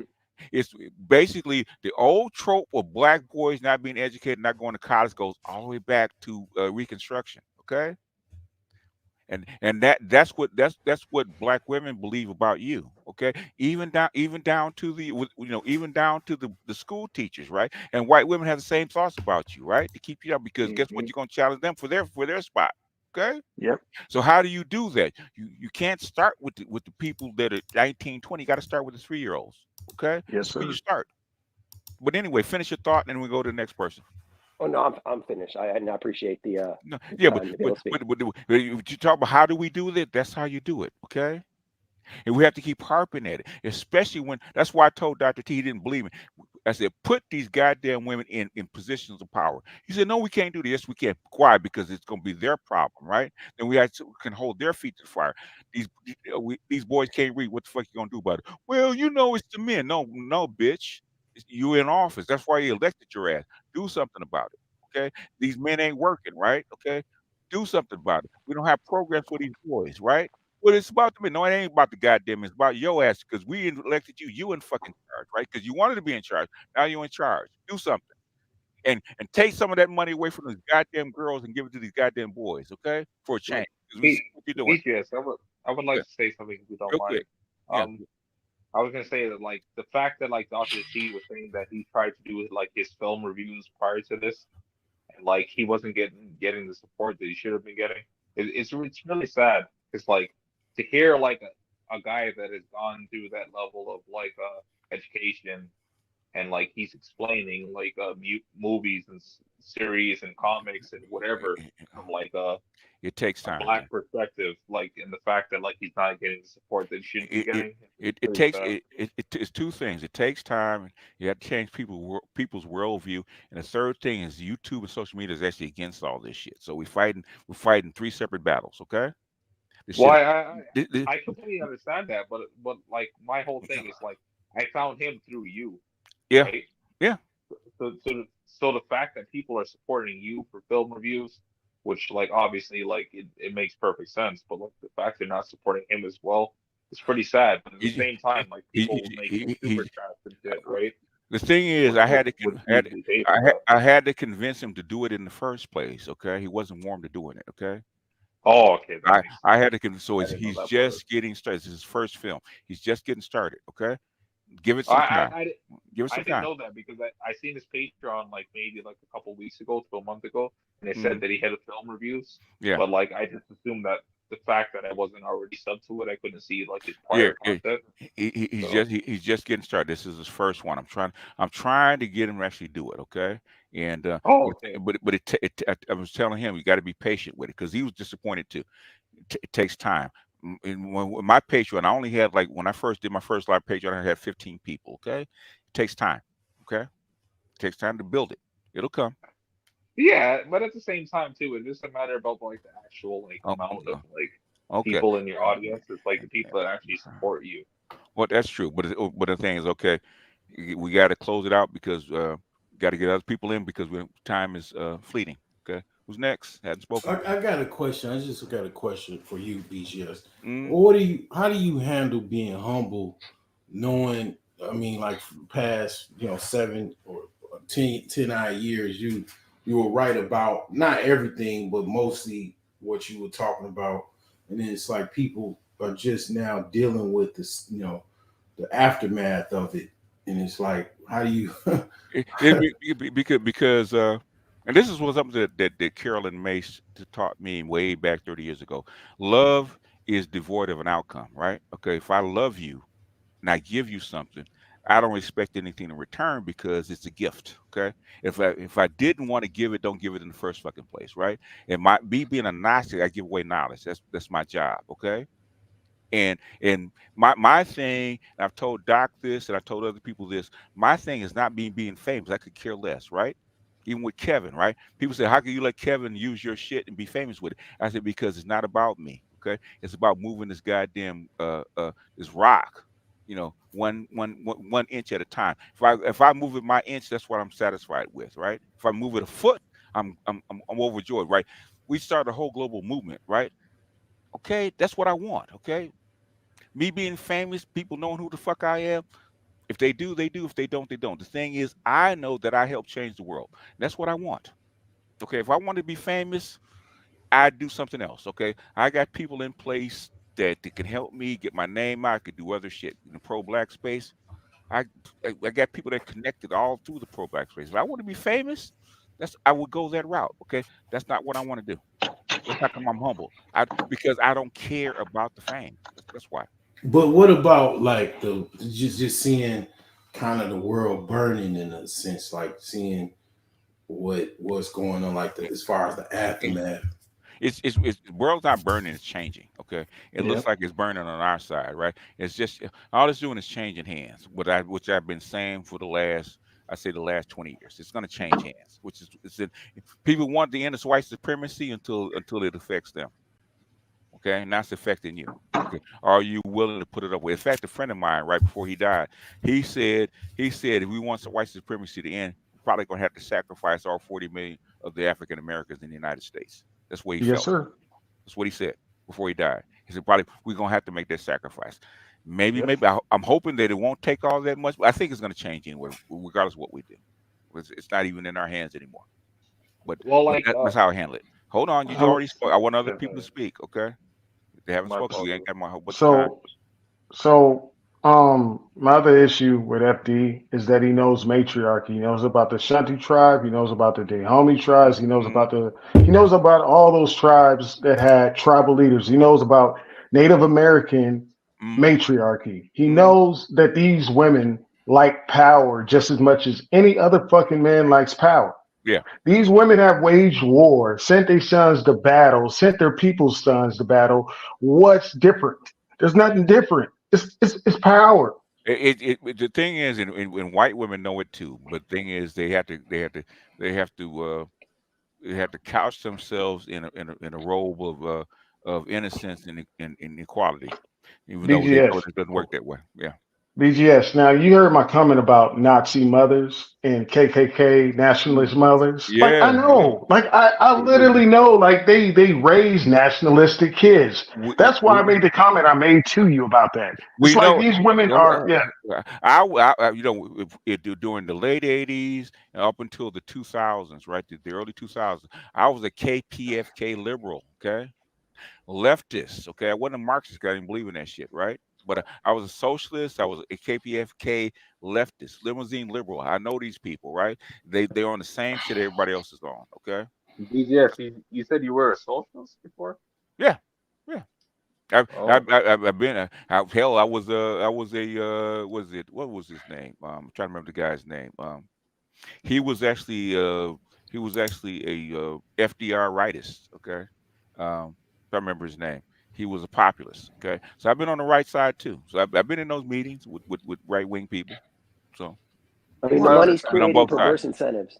I mean, the money's creating these perverse incentives where people are going to say just enough truth to make sure that they get their kids fed and this and that, and yet they're going to talk about they want to save the world, and it's all BS. It might be BS, but the thing is that okay, and this is something that people need to go back and read the Lucifer Principle and look at a viral meme. How does the virus spread?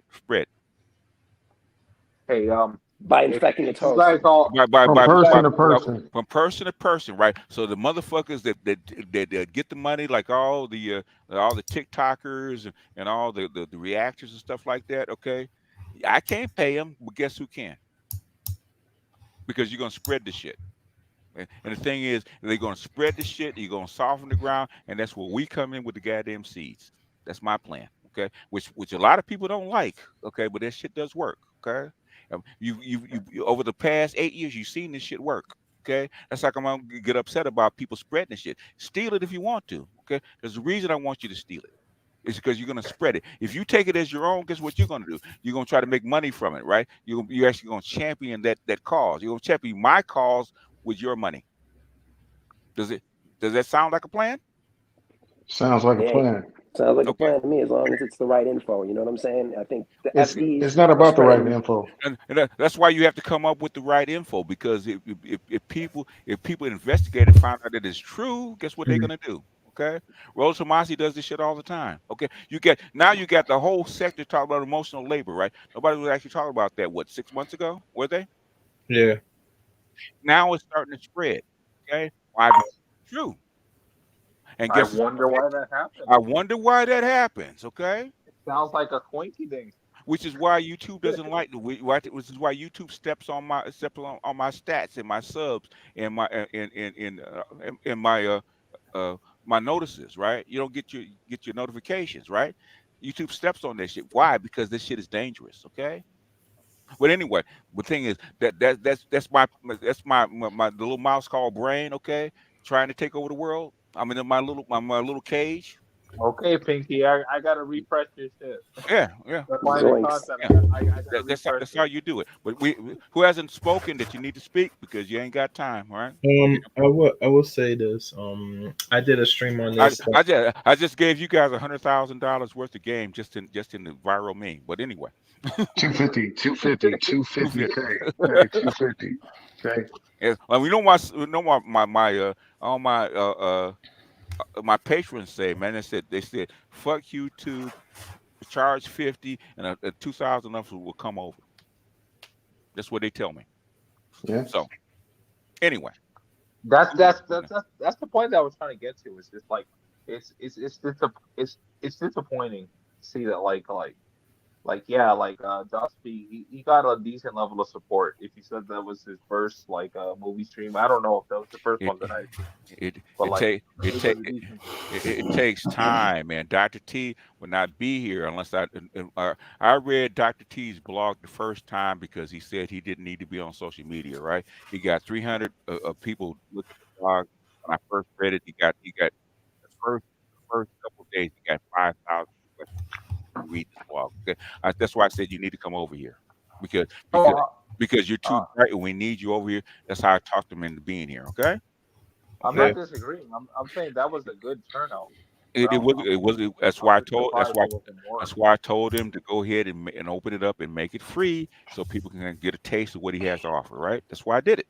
Anyway, who's next? Hasn't spoken. Go ahead. Yeah, BGS. Thanks for having me up. I just wanted to say about the F.D Signifier interview with Mr. Z. I've been speaking to a lot of Blue Pill brothers lately, and it's been really frustrating, just like that conversation.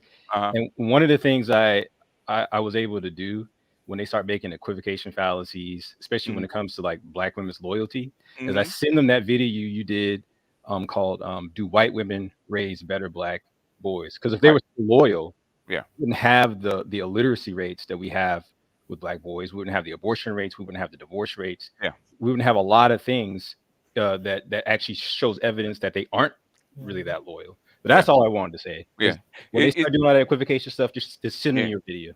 Yeah, yeah. And the thing is, my partner told me this. He's in the pro-black space, man. Very famous dude in the pro-black space, right?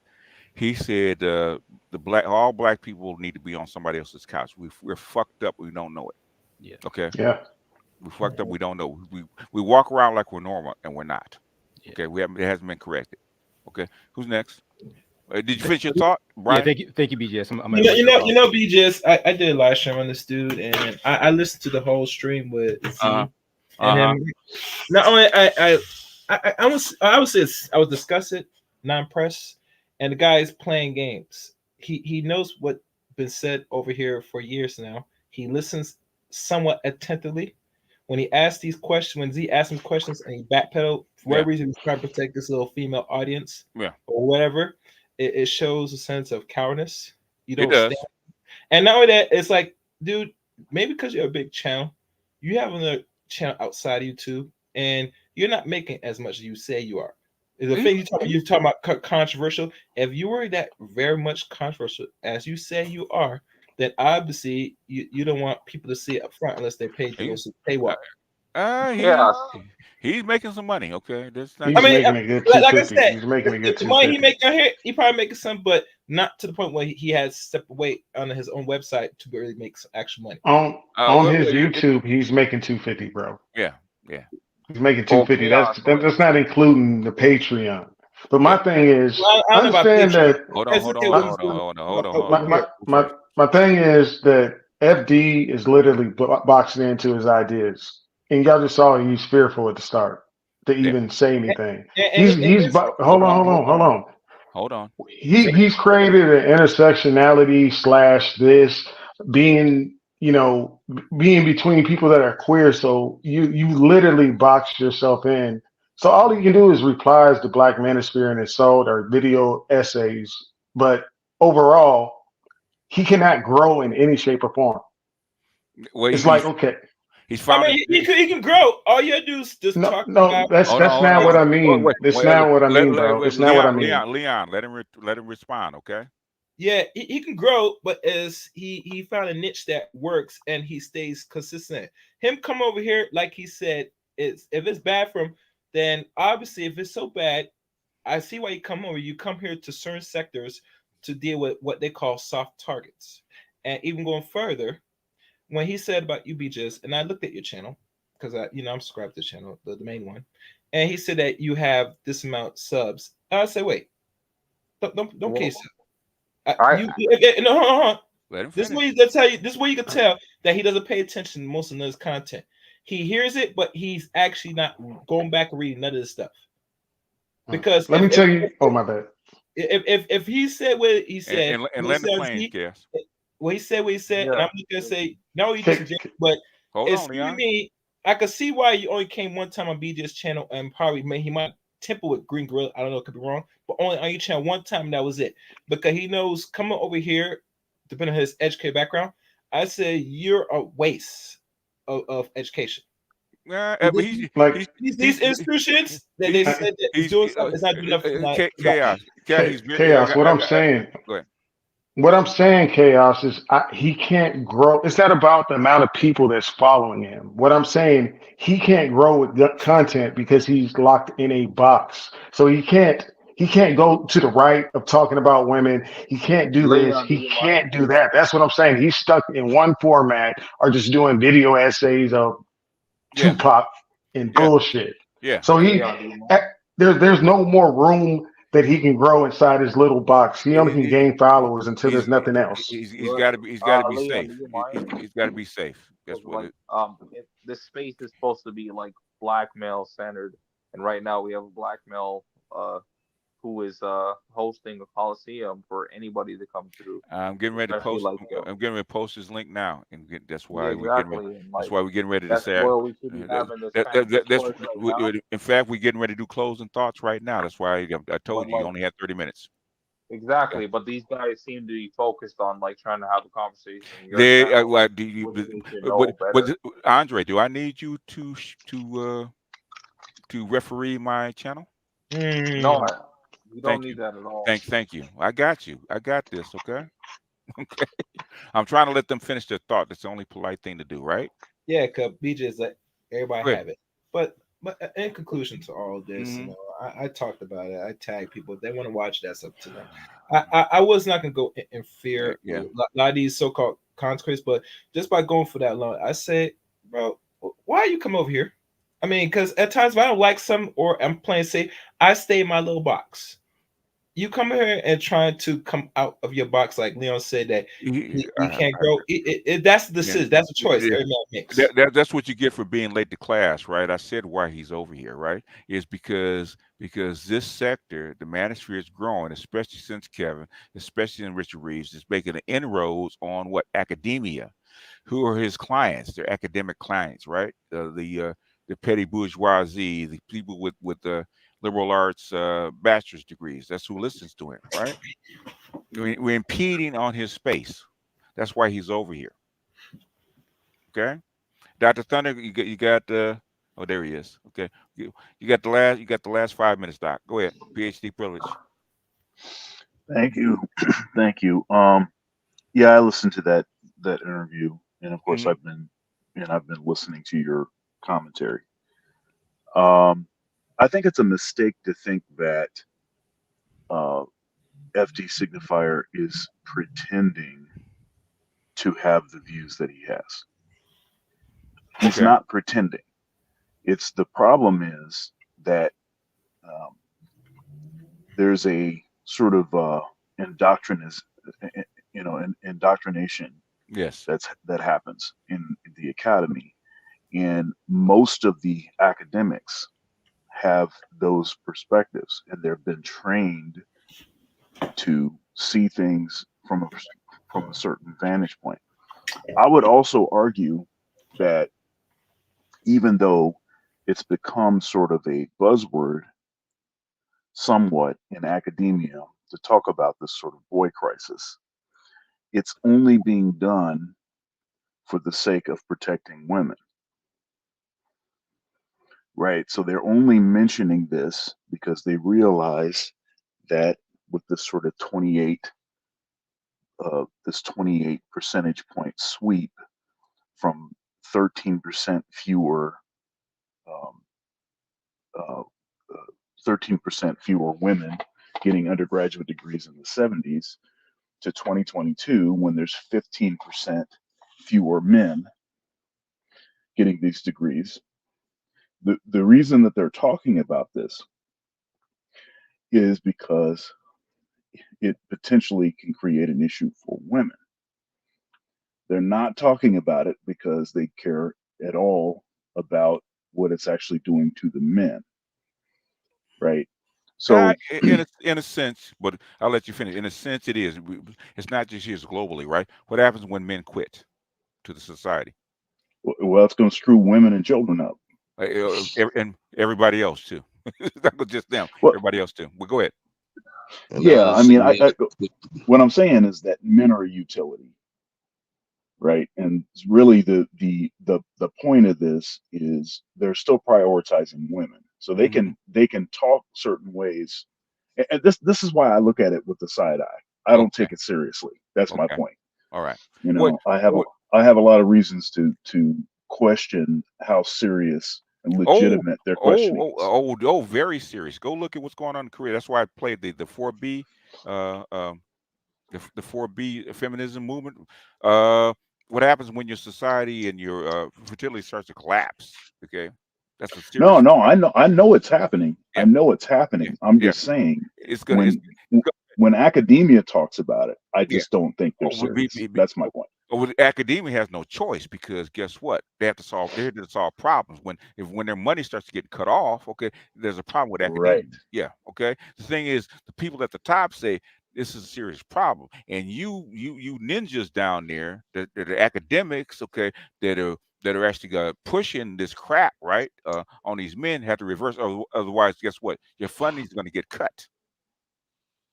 If you can't afford it, dick. BGS, can I add something to that? They're not doing it.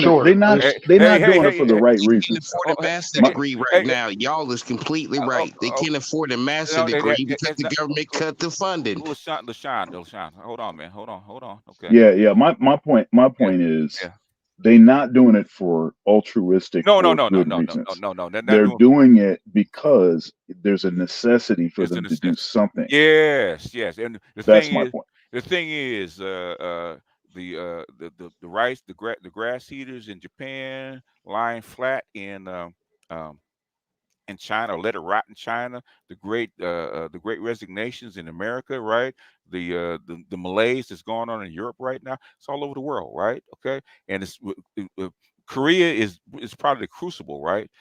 Because you have a highly patriarchal society against the strong feminist push going upward, right? When women actually refusing to have babies, that could be your future, okay? If they don't solve this problem, okay? It's a multi. You know what problem. Go ahead. One thing I'll just say this last thing, and thanks for letting me come up. No. Anytime. No. Yeah. So I'll just say this last thing. Even though these statistics are clear, we know what's happened. Yeah. The rhetoric in the academy has not changed one iota. When I go to faculty meetings, and I work at a big PWI, it's Big 10. The talking points are exactly the same. We need to open this up even further. We need to empower women. Why aren't there more women in this, and why aren't there more women in that? Even though the women are not the minority, women outnumber the men. And so that's what gives me some pause. The push that started. Okay, the thing is, this push is on. This push relatively is like 3 years old. Okay, push just started. Okay, this is a big ass boat, man. It's like a super tanker. You can't turn it around on a dime. Okay, so what I'm saying is just watch and watch it evolve. Okay, you're starting to see change. It's going to be small at first. Okay. But the thing is, that's why I say we need on the swing back. We need to be at the front of the line with our cups. Okay. So when they start pouring out the goodies, okay, we can get it for black boys and men because it's coming. The thing is, we got to be ready.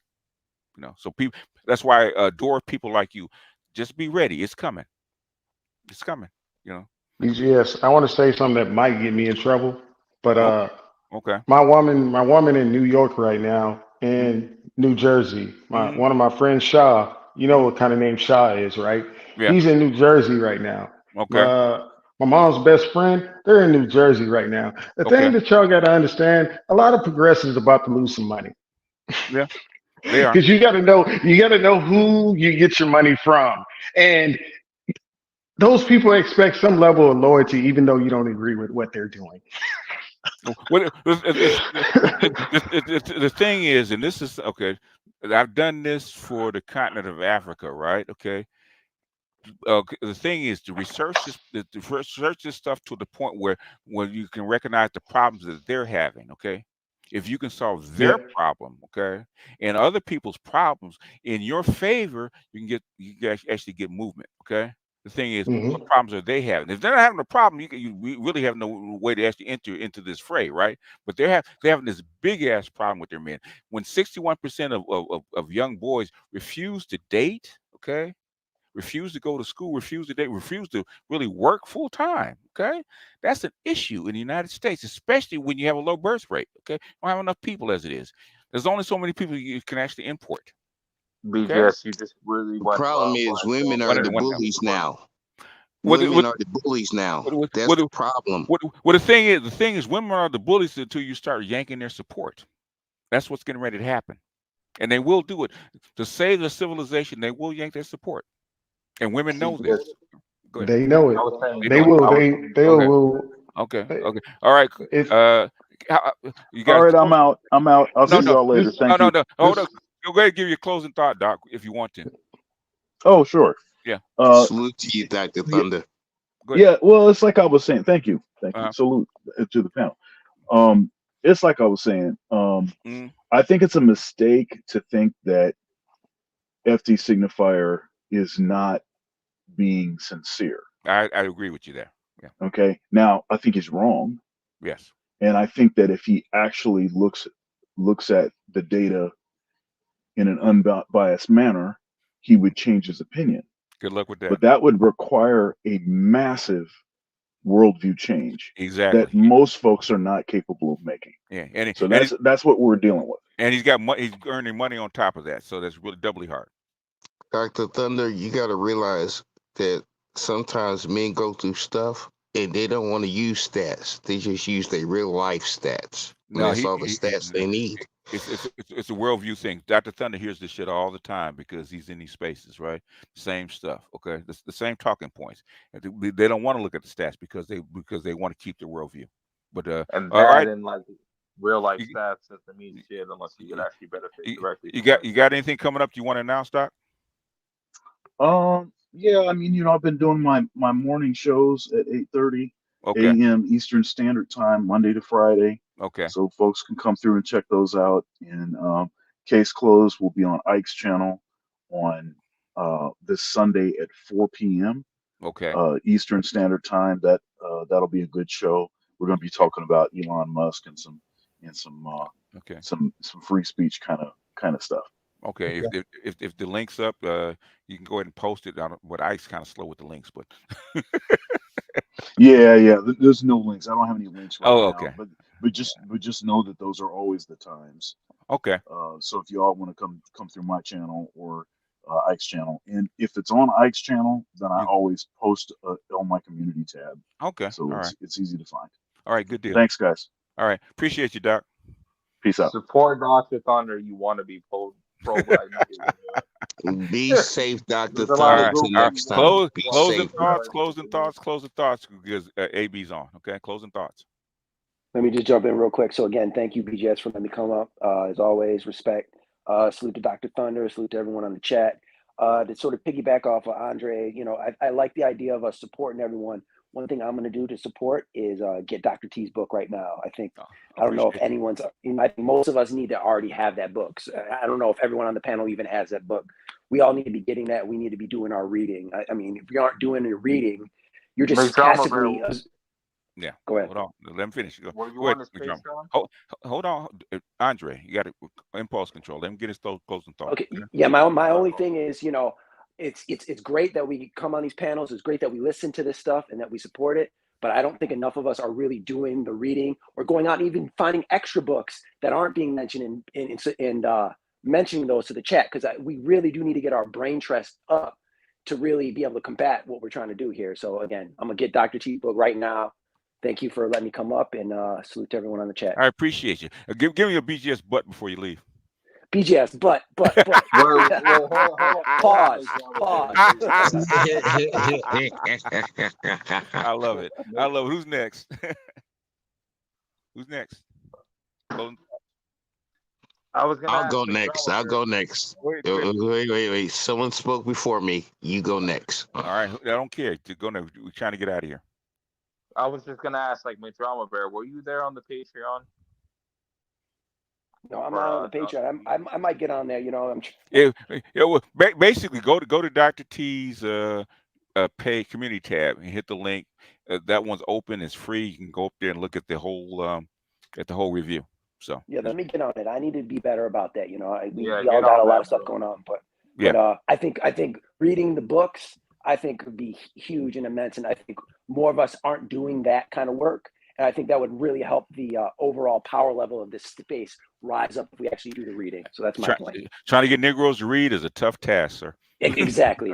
We can watch YouTube all day, but you start talking about reading a book. They say, "Read, nigga, read." Yeah. You say, "Well, watch Yeah, nature." hold on. Okay. Please read the Hold room. on. Go ahead. Okay, land the plane, McDermott Bear. Yeah, no, that's it. You know, it's easy to watch a YouTube video. Please just go read a book. One a month, man. That's my goal for y'all. One a month. That's it. All right, I'm done. All right. Peace. All right, who's next? This is I'm me. next, so I can get off. Go ahead. I'm next. Go ahead, LaShawn. I want to thank both BGS, Dr. T, Dr. Thunder, and the young men that's younger than me that add wisdom, kindness, and respect. Because you know what? We as black men, and we deserve it. So I appreciate all y'all. Every damn time we get up on BGS damn thing, BGS, kind of like if or and with me. But, sometimes I'm stupid and sometimes I'm brilliant. But that's my fault. But you know what? I appreciate y'all giving me insight in a way I never saw it, because I ain't never give myself that option. But because you said something, I'm giving myself that option. So do that for the rest of the black men that listens, and we all gonna be all right sooner or later. And I appreciate y'all. Good night. All right. My last This is word would be like who's for first? all the. I was gonna say like my last word for all the dudes in the panel and the chat that like supposedly support black male media. We got a black male that's streaming right now. He's not getting the support that he should be getting. Because everybody's here. That's why. Exactly. Yeah. Well, as soon as I end, as soon as y'all finish, we can go over there. So that's why. Yeah, but the percentage is actually gonna make it there. Well, maybe it doesn't matter. Okay, there'll be enough. Okay, it'll be enough. Okay. Who's else? That's my Closing thought. closing thought. All right. Leon, go ahead, or Chaos, whoever. Okay, so basically, there's people within this space that take clips and take them out of context. Y'all saw I gave you a full clip. Yeah. The only thing I edited out was that he said that black women are the most educated in the country, because I know he's a little slow. Yeah. So I edited that small 2 seconds out of it. Yeah. Well, he has to genuflect before he gives the critique. That's normal. Yeah. All the information we need, you can read, and it's on social media. Yeah. It's literally there. You just have to have the will. Yeah. I think y'all just need to prepare for whatever comes, because America and people that are not pure white or disenfranchised to their whiteness or their black women, they look at us like we're sacrificial lamb for anything, to put on the front lines to show the world how bad this power structure is, so they have to negotiate. And like BGS said, the guys can see that, eliminating black people will win this whole situation. And, I'm not in the business of getting eliminated. I'm just saying. Yep. All right. You got the last word. All right. You got the last words, Chaos. Thank you. Yeah, man. I mean, I know people say support black media, but that's black men's decision how much they want to support the media. I mean, as you know, I've been doing this for a few years, just like anybody else that's starting this. You gotta, what they say, crawl before you could walk or whatever. I mean, it's good to have somebody that will put it out there, but at the end of the day, you gotta put out the content you have to put out and hope to leave to the viewers to come by. I mean, as much times I don't want to say that, but every man should know this and hear this. You get me? I'm not saying black men won't support the media. It says you gotta give them something, and if they like it, if they don't, it is what it is. We got a couple million of us here in America and probably outside, So you know, YouTube is that platform. Let it do what it do. By God. We got to use it by any tools necessary, right? Any tools necessary. I mean, I could give pointers of how ways that people could do it without, you know, but you know, like I said, it's and then there's you got to put the content and leave it as is, you know. But in regards to the Sigma dude, like I said, if he's come out here because he's feeling in academia, I look at it as this, that with women, yeah, they want to hire more women because women are worker bees. They make good slaves. Think about it. They'll work the hours and they'll get underneath and, you know, bust a wide open for a nigga. Ain't it beautiful? Ain't it beautiful? Think about it. There's not much man, just pure woman, and it's I need this. Okay, get on your knees, bitch. It does. The thing is, in the black community, it's reversed. You're the bitch, and she's not. I mean, you know, to some men, if they want to accept it, that's what I say. If you want to be the bitch, you could be the bitch. We that's the way we're socialized. It is what it is. I mean, yeah. Like I said, I agree. Men are socialized, and I said you gotta break that program socialized. Don't be a bitch. You know. All right, I'm gonna shout out. That's it. All right, I'm gonna shout out some cash apps real quick, and we're out of here. Elwood, appreciate you. Okay. Good Grief, appreciate you, and Toya the Tutor with the Apple, appreciate you. And that is all for the Cash App. So I'll see you guys either in the Coliseum a little later, and I'm supposed to be doing the film review of the Matrix Reloaded tomorrow on my Patreon. So look out for that. It's been requested. That's the main one that's been requested. So look out for that. So in other words, with no further ado, let me play Dusty Going Out. All right, let's play Dusty Going Out. Do a Dusty dance going out.